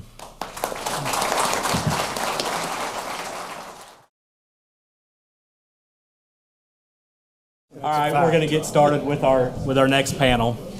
Once again, I want to welcome everyone to the Local Candidates Forum. This is sponsored by the Greater Owensboro Chamber of Commerce and the Davis County Farm Bureau. Our next panel is the County Commissioner, Western District. Again, left to right as they appear on the ballot. We have Patrick Hayden, Dustin Warren, George Wathen, and Chris Caslin. 60 seconds for each question, or 60 seconds for your introduction, 60 seconds for each question, and then 90 seconds for your closing. So we'll start with the openings, and we will start with Patrick Hayden. All right. My name's Patrick Hayden. I'm a local small business owner. Me and Jason Jackson own Phantom Electric. Married to my wife, Dusty. I have 4 kids, ranging all the way from 20 down to 6. I do personal training at night. It's kind of like a side thing just because I like people. Do HIIT class, do kids fitness. We like kids a lot. Wish I'd never stopped at 4. Wish I had a baseball team. But anyway, I want to see some change in this, and that's it. Dustin Warren. Like I said, I am Dustin Warren. I've been a farmer for all my life. I'm from the west side of the county. I farm my 2 brothers, Jared and Corey. I'm a volunteer fireman at St. Joseph Fire Department. Been there for going on 20 years. I'm a captain and EMT as well. Been EMT for 16 years. Very involved in the community, just watching everything that goes on a daily basis, from passing everybody on the roads to talking to them and seeing what's going on in their daily lives. I read the newspaper every day. I see the troubles that we're having. I see an opportunity to want to give back to the community and step up to the plate and try to better the community for the future. George Wathen. Yes, I was born and raised here in Owensboro. I married Joni 42 years ago. We have 6 children and 14 grandchildren. As Republicans, we should not lose sight of the fact that this is a Republican primary. Our goal as Republicans is to choose candidates that match our core values. I've been a Republican for over 20 years. 2 of my opponents, the one to my left and the one to my right, just changed from being a Democrat to a Republican right before they signed up to run for office. Tonight, you also hear people say that they love this community and want to keep moving it forward. For me, it's not theoretical. I'm not a hope and a prayer. I have a clear record. I've done it. I have proven I am a conservative. Citizens, I will stand for my core values no matter how hard it gets. And as a commissioner, as a businessman, I have proven I can get the job done. And Chris Caslin. I'm Chris Caslin. My parents are Joe and Nancy, and my sister's Candy. Dad was from Stanley, grew up farming, served 3 tours in Vietnam as a Marine, retired from Bell South.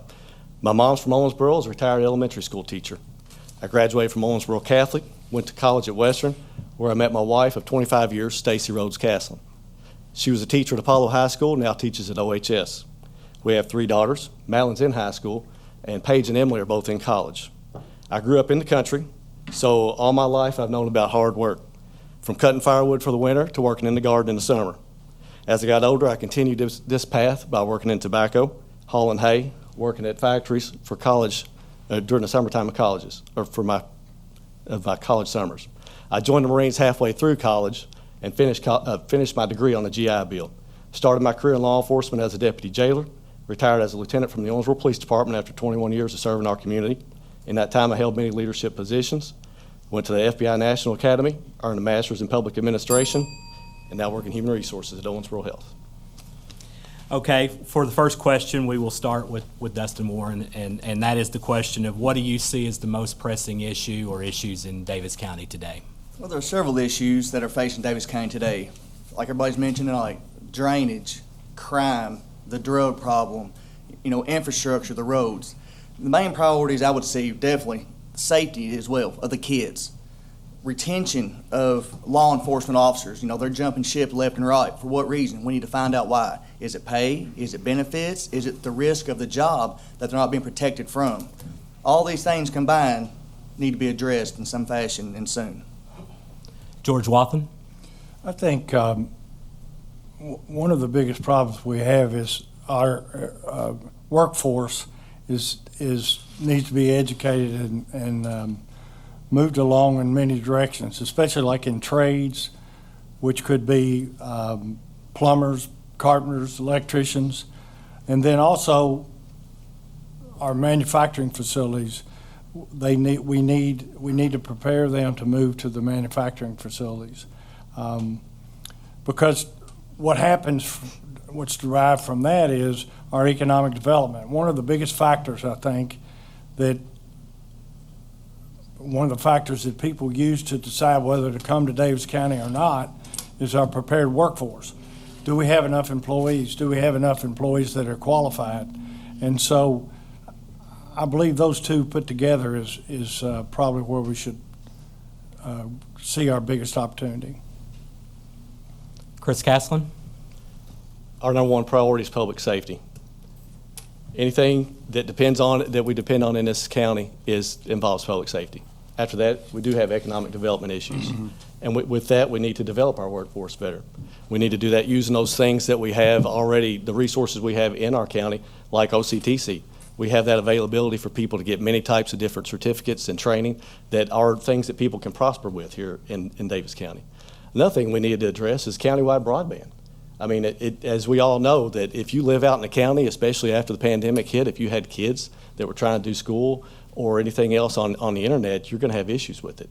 Those are issues that we need to address as a government. And Patrick Hayden. I'm going to go jobs number 1 and something for people to do number 2. I'm tired of hearing my kids, the older ones, just want to get out of Owensboro. That's all they could do. As soon as they graduate, they want to leave. And as a parent, I want them to stay close. I want to be able to have grandkids running around. But as far as the jobs thing goes, we've got a group of out-of-town investors that won't be named here that have just cornered the market and they're a cancer on Owensboro. We need to do something. I mean, nobody talks about future-proofing Owensboro. What happened the last time we had this pandemic thing where these mask mandates and all these, and the health department shutting and harassing businesses and shutting them down, and it's like nobody's mentioned anything about let's get together and keep that from happening again. So I think we need to be more attractive for businesses, and then we can start getting some stuff to do, like maybe an amphitheater, maybe something to where our kids actually want to stay. Okay, we'll move on to the next question, and we will start with George Wathen. And George, this is my economic development question. I know you kind of touched on it some in your opening, but still, what do you see as the most pressing economic development issues locally? What will you do to ensure our community is business friendly? And following up on what others have said, why do you think Owensboro-Davis County has missed out on some of the bigger economic development announcements we've seen in recent months in Kentucky? I think anytime I talk to anybody in economic development, especially at the state, one of the things that they talk about is whenever they're choosing a place, a site, the first thing is are their employees ready? Are there enough employees? Can they fill their factories or with educated people? For example, they just announced in Bowling Green a large factory. They're right on the interstate. We don't have an interstate, but they're right on the interstate. They have Western Kentucky University cranking out those educated students, and I think sometimes, and some people mentioned, the land. You need the land. It's hard in Davis County. We've tried 2 or 3 different times to put together large pieces of ground, but we've not been successful because we haven't been able to find enough farmers that are willing to sell a large piece of ground for that. Chris Caslin? We do have to have a workforce development that's ready. And a company doesn't come to a place and say, okay, now that we're here, we're going to start training people to be here. We've got to have people that are already ready to do that.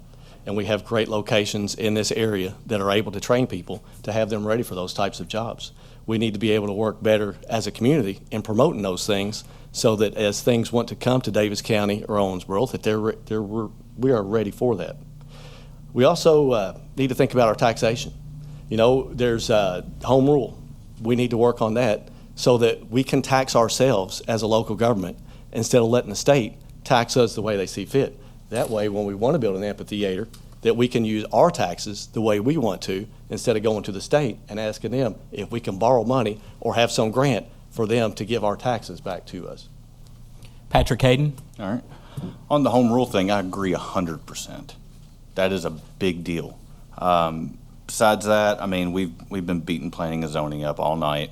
I love the inspectors. They're fantastic guys to work with. They're very knowledgeable. We got some of the best inspectors around. We do stuff everywhere, and I mean, they're fantastic guys.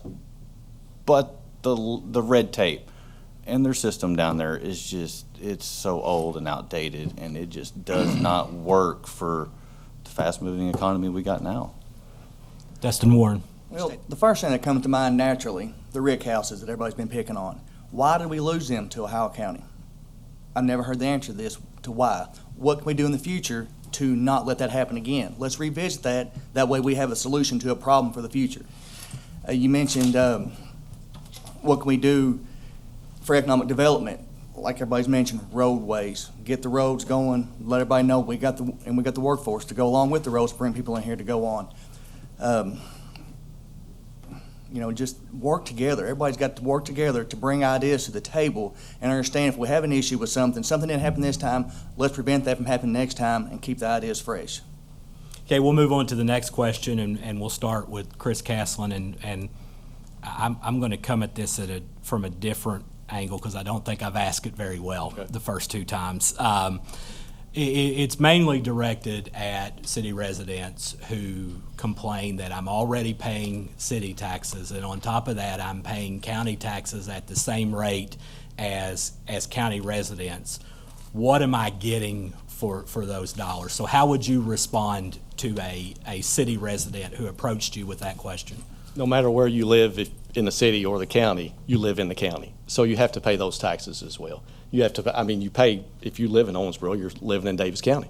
If you live in Owensboro, you can vote for somebody in Davis County.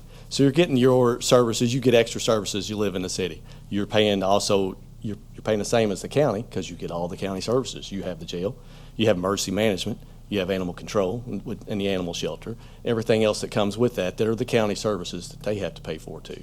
So you're paying the extra for the different things, like you have an extra, your police service, your fire, those things are closer to you because you're paying extra money, but those are your city taxes in force. But the rest of it, if you live in the county, you drive on county roads, or do anything in the county, you're going to have to pay those taxes. Patrick Hayden? Not a popular opinion, but I'm going to start with taxes or theft right off the bat. They're forced charity.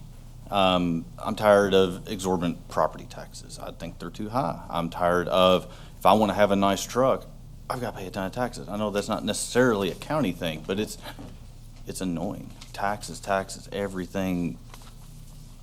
It's highly annoying. What are we getting? It's not good roads. That's one thing. I blew a shock out the other day on the way to work.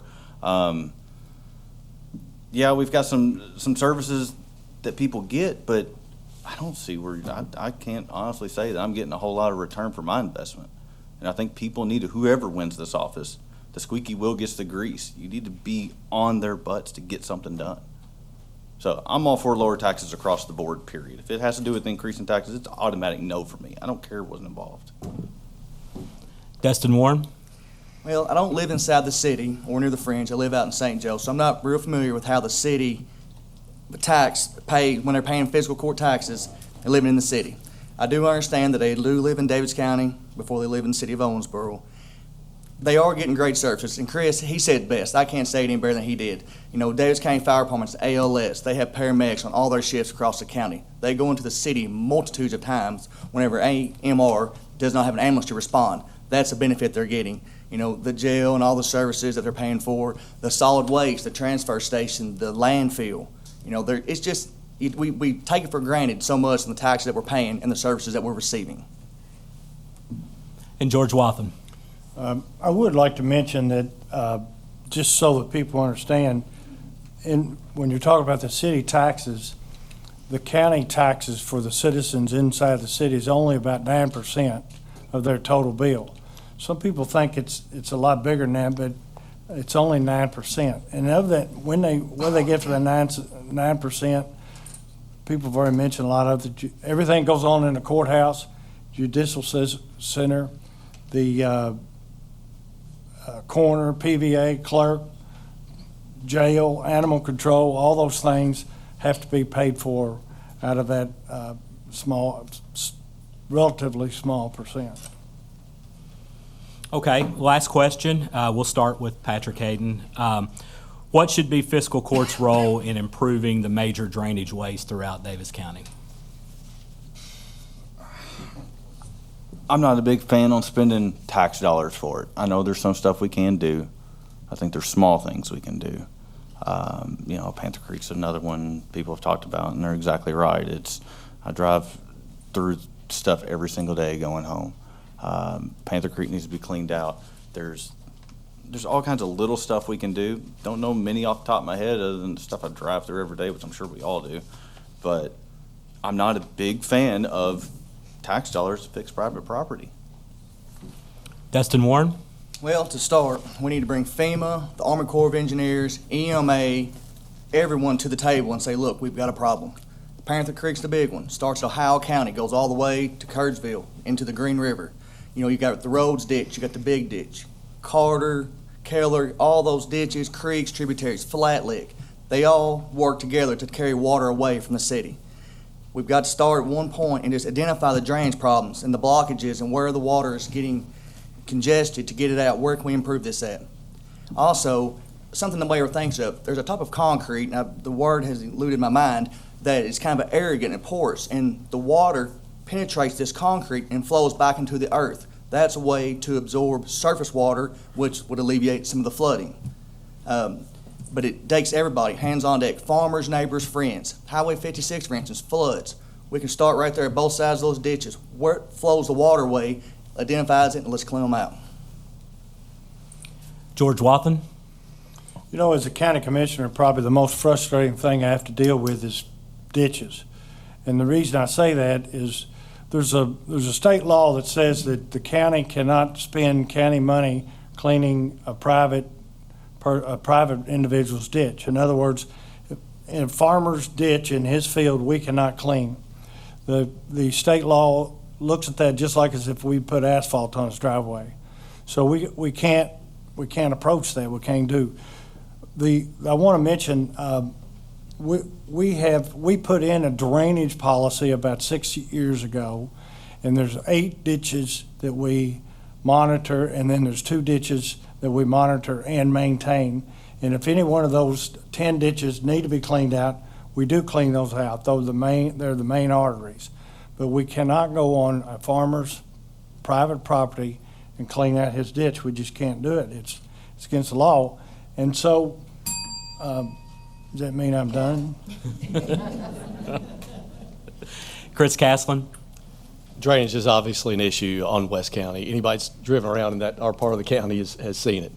And although there are laws that prohibit the county from being able to work on the private property and do those types of things, there are avenues that we can look at working with other agencies. Army Corps of Engineers is one of them that there's a lot of red tape apparently that goes on with that, as I've been doing some research on this. But those are the people that we would have to get involved with this type of issue so that we don't just put a Band-Aid on this crazy bleeding wound. We got to actually do something with it. And with that, it's bringing the different things together, knowing some people in the key areas that help make these decisions that will actually get these things moving. Because when you have to bring in other branches of government besides our local government, it obviously takes a long time to get them involved. And that's why you need somebody that will work with these other agencies and get that ball rolling. Okay, just a reminder, as we go into the closings, you do get 90 seconds, which means Charlotte will give you 2 warnings, so don't be alarmed at the first one. And we will start with Dustin Warren. Just to reiterate everything, like I said, I'm Dustin. I'm a 2002 graduate of Owensboro Catholic High, by the way. I failed to say that earlier. Lifelong resident of Davis County, been a member of St. Alphonsus Church all my life, still this day. You know, I'm here for the betterment of the community. We've got to move forward, look past our nose, look 20 years down the road for the kids, the grandkids, and just try to envision the future. You know, it's amazing what we can accomplish when nobody cares who gets the credit. Thank you. George Wathen. For the last 11 and a half years, when it came to operation and expenses, we operated the county like a business. We always take the long view. In the last 11 years, we paid off $32 million in debt. At the same time, every year we averaged 33 miles of new asphalt. We took care of safety and security. We installed water lines, sewers, created a drainage plan. And also we did a study with the Corps of Engineers on Panther Creek, and it was going to cost $365 million to do what we thought we needed to do. So obviously we can't afford that. The county has an operating budget of $44 million and $17 million for the landfill.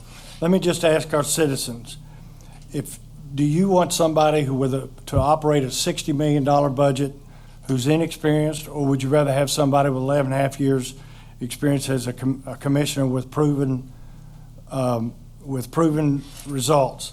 Do you want someone with a business background, or would you like somebody with no experience? I owned and operated a business for 9 years, worked at management in Ragu for 13 years, and served as a realtor for 19 years.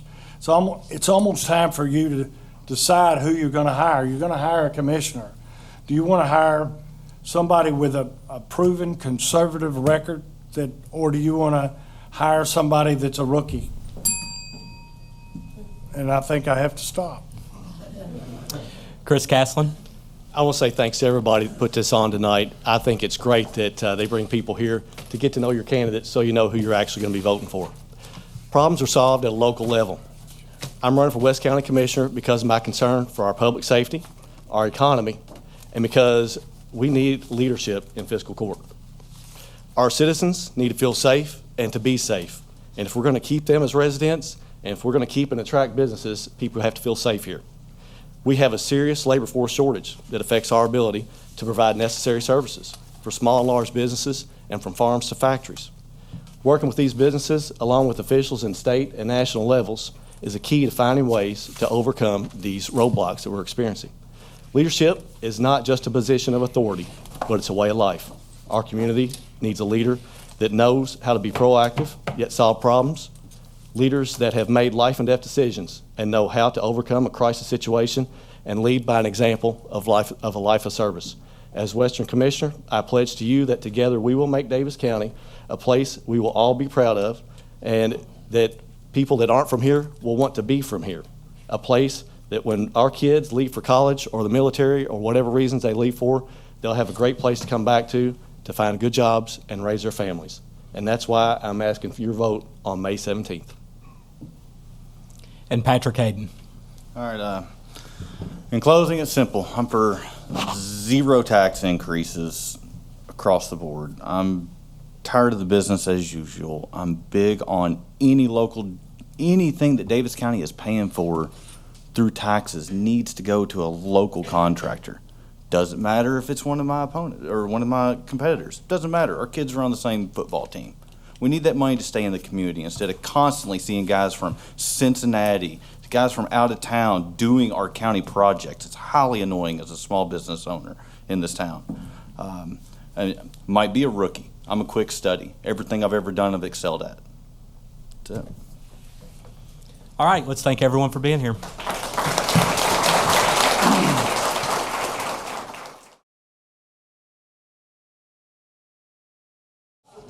Our 3 candidates for Judge Executive are at the podium, left to right by ballot position.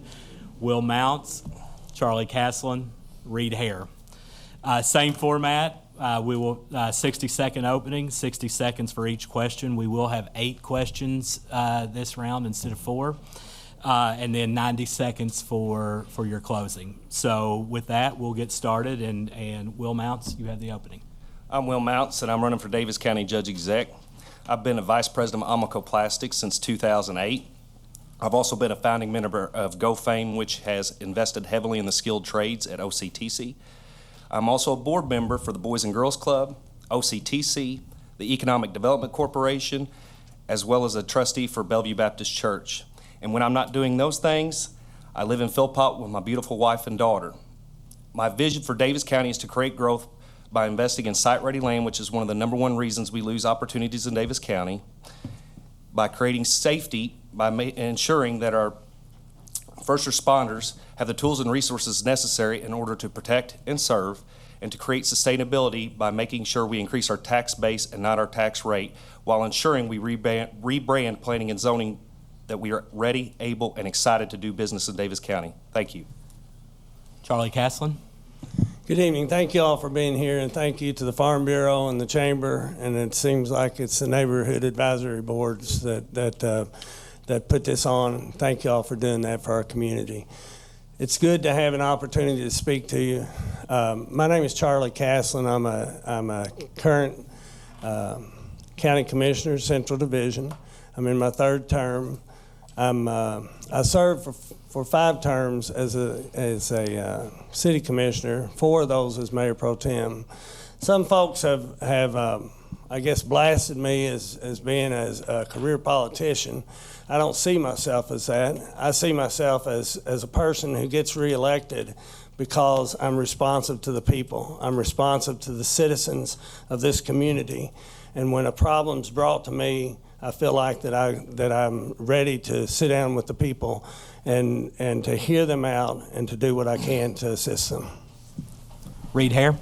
Thank you, Matt, and thank you to the Chamber and to the Farm Bureau and to the Neighborhood Alliance for allowing citizens the opportunity to look at the candidates, listen to the candidates, and make good selections in the primary election next month.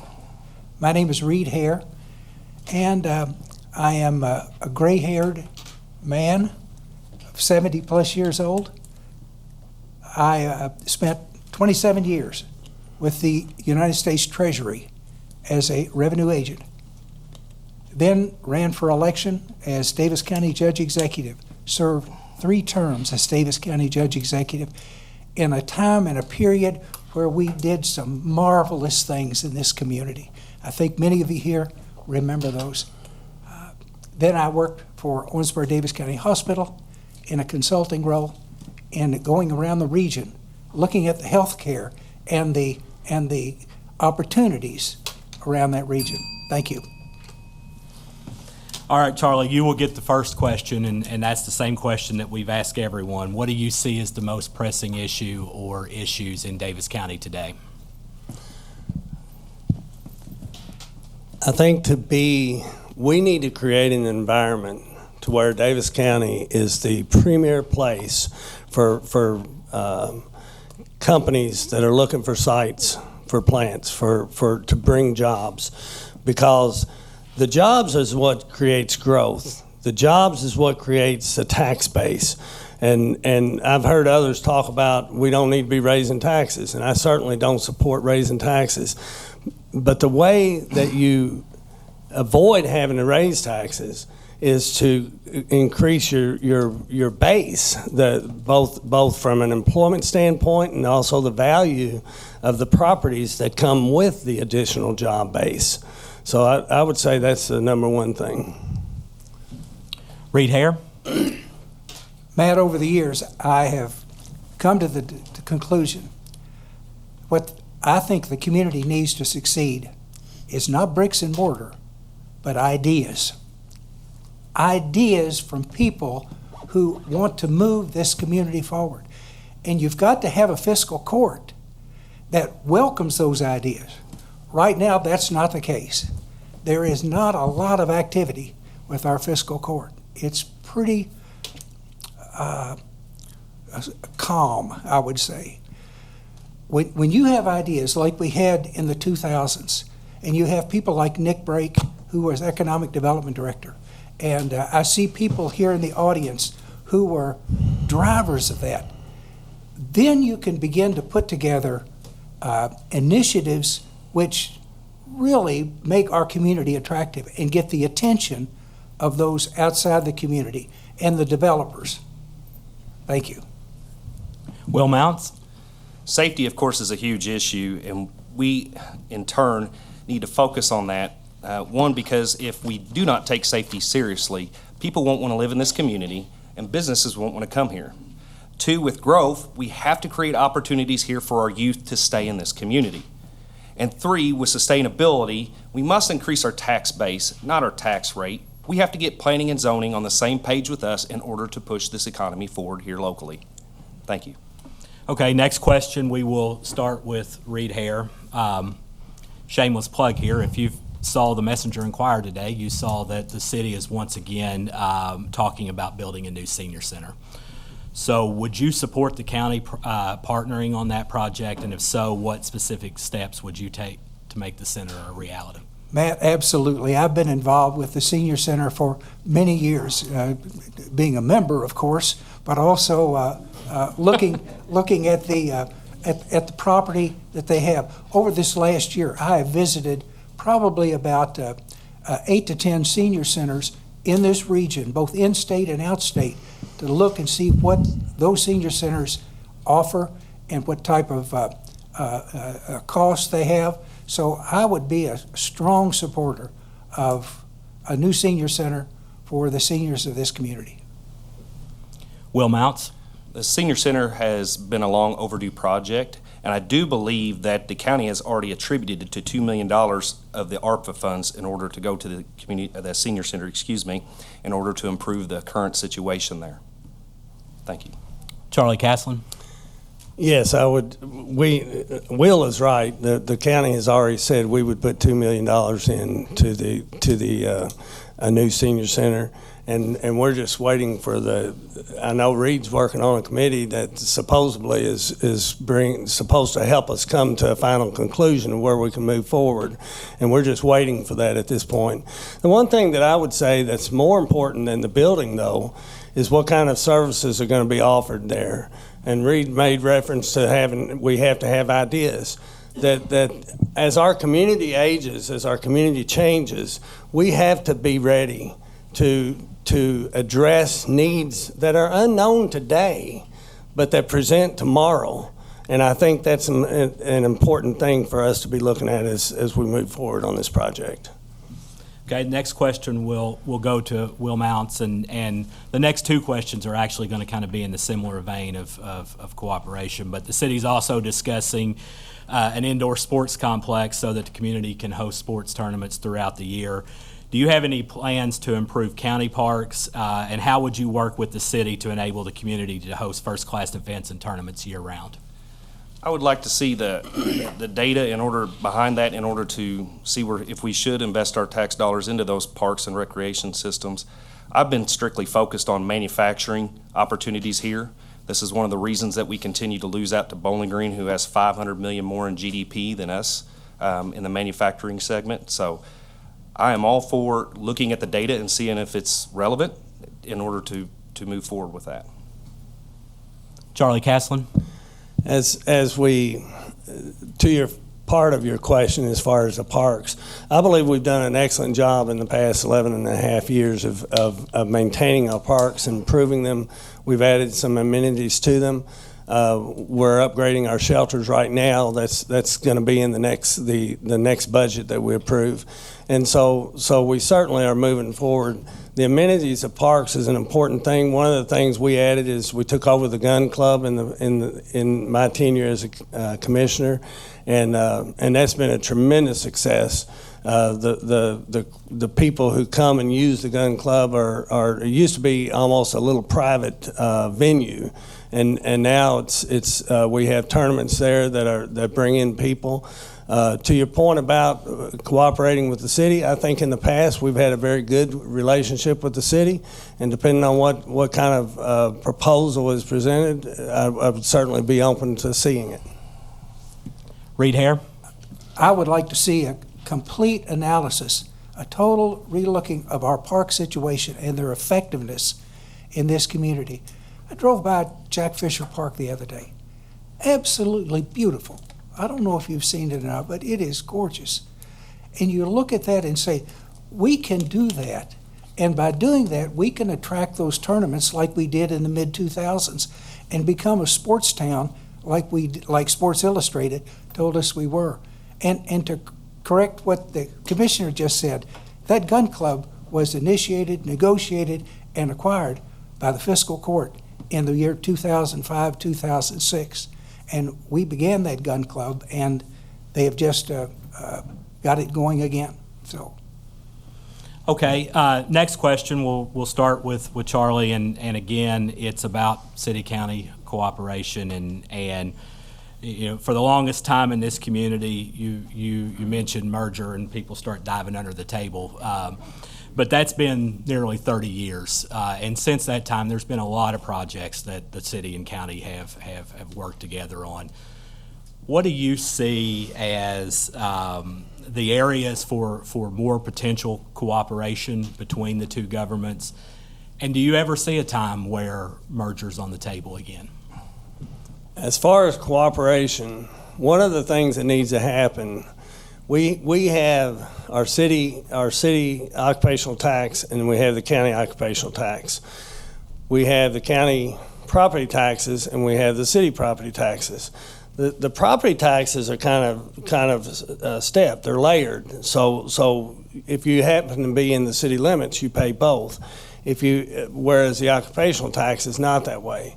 And one of the concerns that I have as far as with bringing businesses into our community, when we talk about getting land available, and the city almost did this with the schools when they threw out the proposal to annex all the schools, is they were going after nothing but the occupational tax. For them, it's 1.78%. For the county, it's 1%.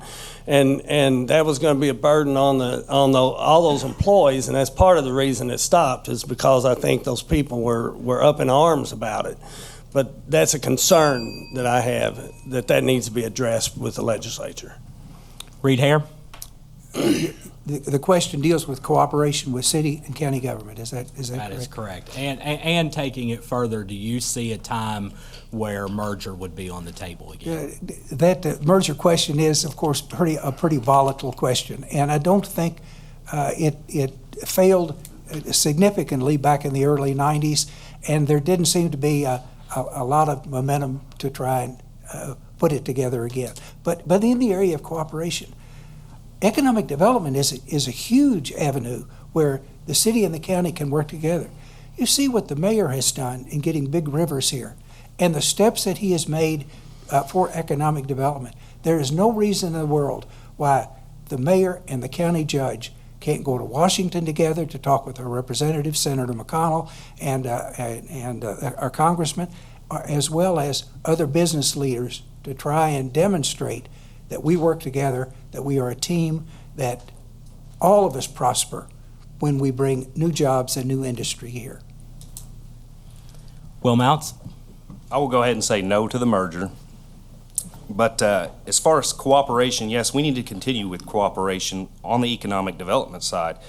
We have got to start looking at things as if the city wins, the county wins, and if the county wins, the city wins. Right now, it seems to appear that we are fighting two different opposing forces, and we have to come together in order to make things work in this community.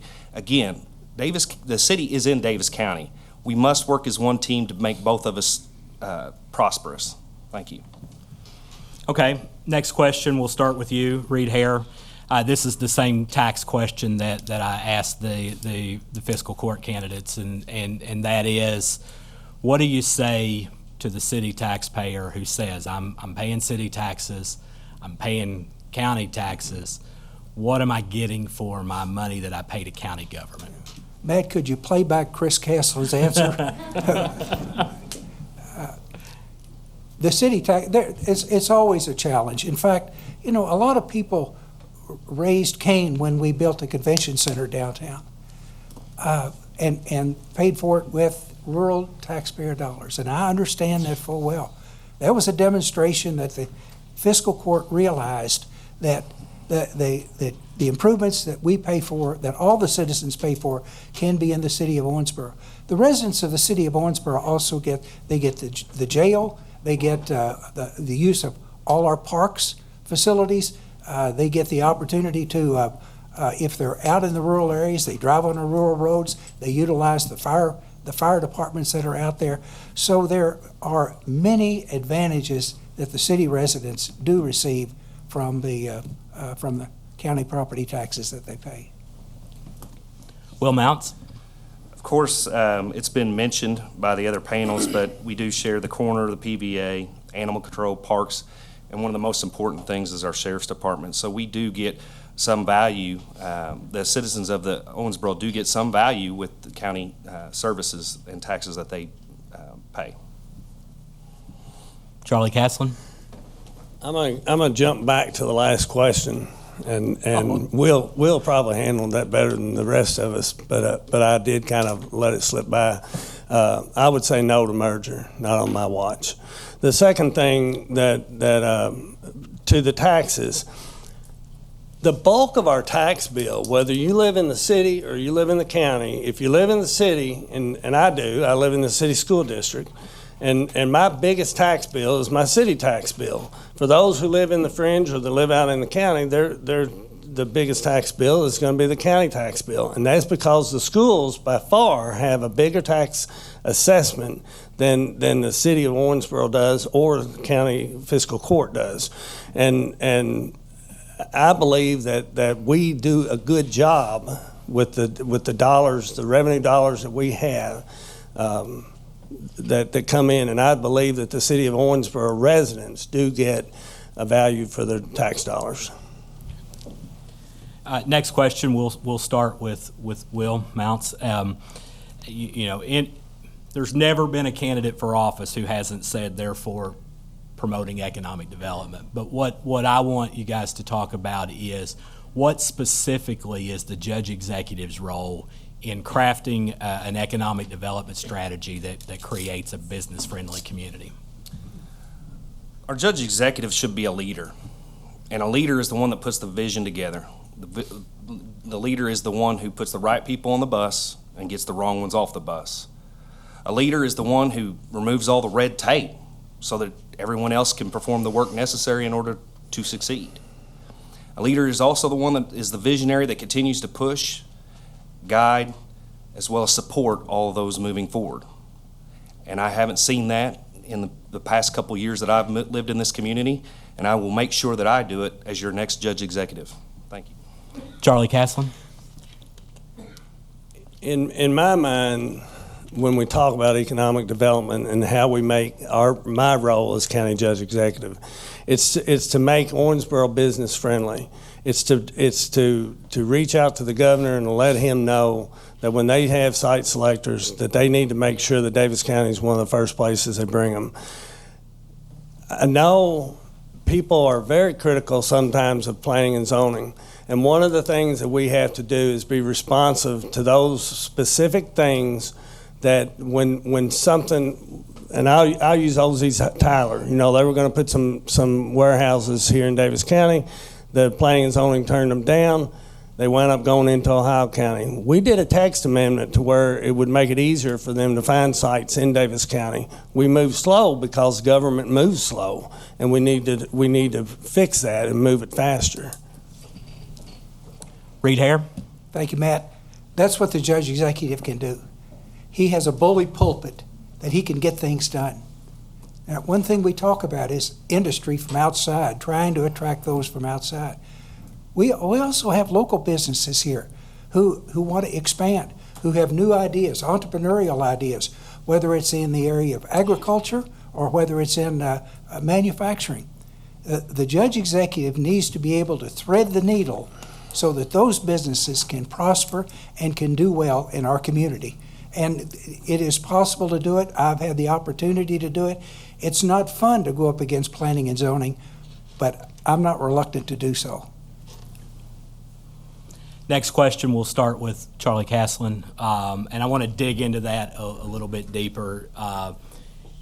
Any of us who work in industry in this community, or the vast majority, are experiencing a significant workforce issue. Based on the numbers that Candace gave me today, there's over 1,000 job openings in our community right now, many of them high paying.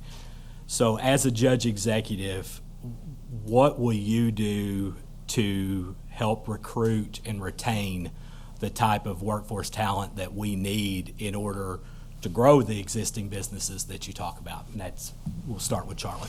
As far as recruiting people, I think that's the place of the business to do it, and it's not unlike when we talk about acquiring land and whether or not we're going to condemn land.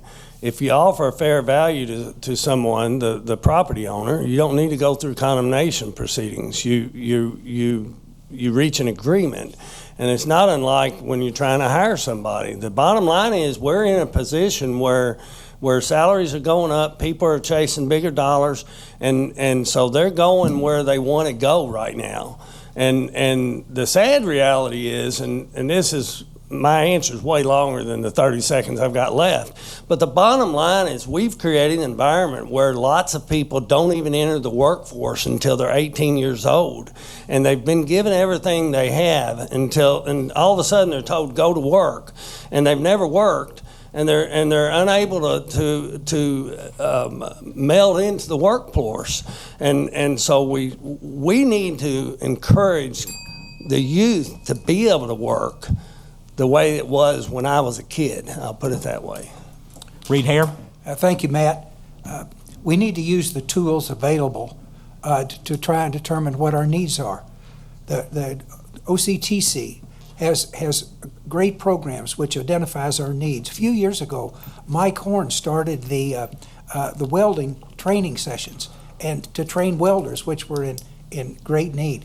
The court needs to find out where are the gaps. What are the needs? Where are the gaps? How can we fill those gaps?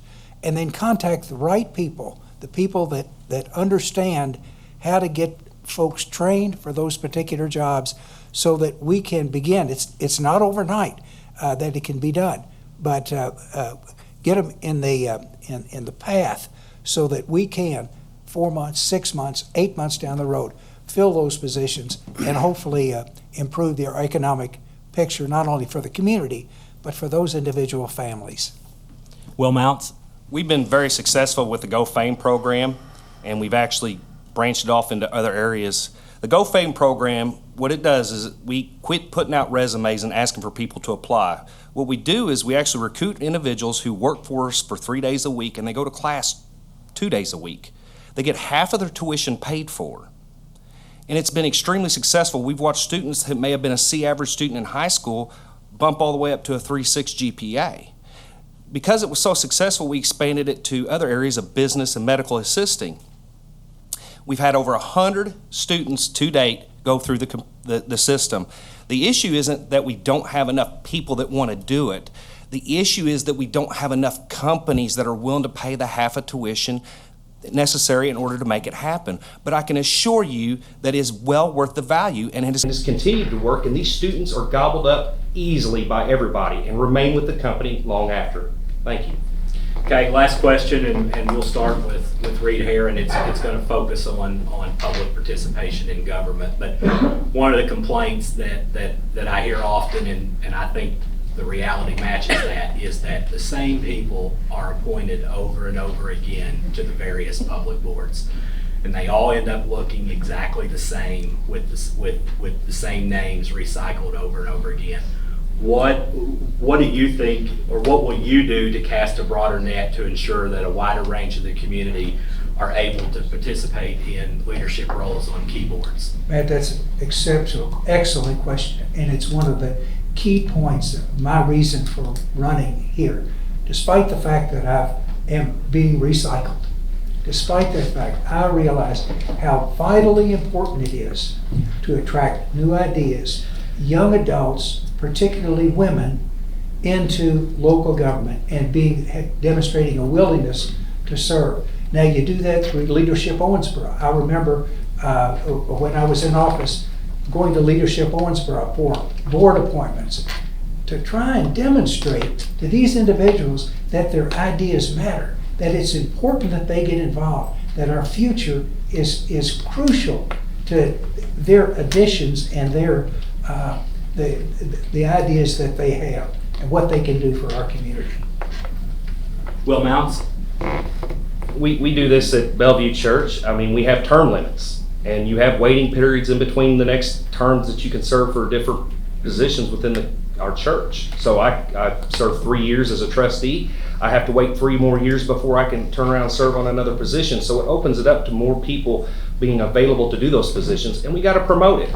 If the same people continue to do it, then the people on the outside won't want to sign up and do it. So we've got to do something with putting term limits in place and put a period in place that they can't return until after that period is up. Thank you. And Charlie Castle. To Will's point about term limits, when I first became a city commissioner, that was one of the things that I noticed right away is so many people served on multiple boards, and they were reappointed time and time again. And it's like, come on, if there's 100 people we got 100,000 people in this community, and we use 100 people to do all these boards. It's kind of nonsense. We're missing a lot of opportunity for people that can add something that's being ignored. And so one of the things that I would want to do is to reach out to the public, as Reed said, use the bullet pulpit and let them know that we've got all these board appointments coming, and if you're interested in any of these, please holler at us. Please let me know. Or if you know somebody you think would be a good board member, because if any one of the 3 of us is county judge and all we're doing is looking at our little circle of influence, then we're not going to be very effective. Okay, we'll move into the 90-second closings. Just a reminder, you will get 2 warnings this time, and we will start with Will Mounts. The past is a predictor of future behavior. History, we are to learn it so that we do not repeat it. I do not want the next 4 years to look like the last 24 years in which we've increased our taxes, pushed our youth away to other communities due to opportunities, and remain unfriendly to business. I'm the only candidate that has actually created jobs. I'm a part of that talent pool that politicians have talked about for years that we need and want in this community. I'm the only candidate with a vision for growth, safety, and sustainability for our future generations, and I'm the only one with the skills and talents to make it happen. And because I've been in the private sector, I'm the only candidate that has not created a career on the backs of our tax-paying citizens while also increasing those taxes on those same citizens. If you would like to learn more about me, you can go to votemounts.com or you can find me on Facebook.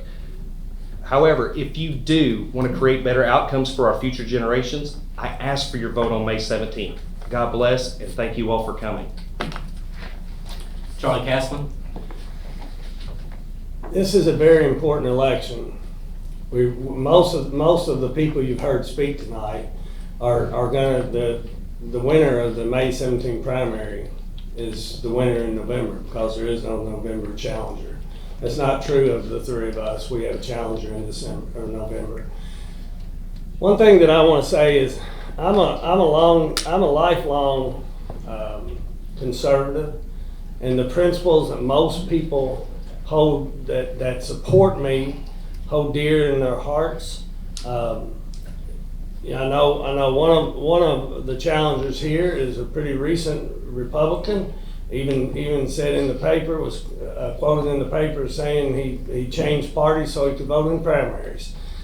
I'm telling you, it's important to look at the candidates and pick the ones that's going to represent your values. And as I say, I'm a conservative, and I think I have the experience to lead this community. I'm convinced of it. And you know, there are challenges that we don't know about today that we'll present. And you need somebody that has a clue on how to address those things when they pop up. And I'll use the Cedar Hills and the Friendly Village water treatment plants, not the water treatment, the sewer plants closing as being an example. And we handled that, and we handled it well.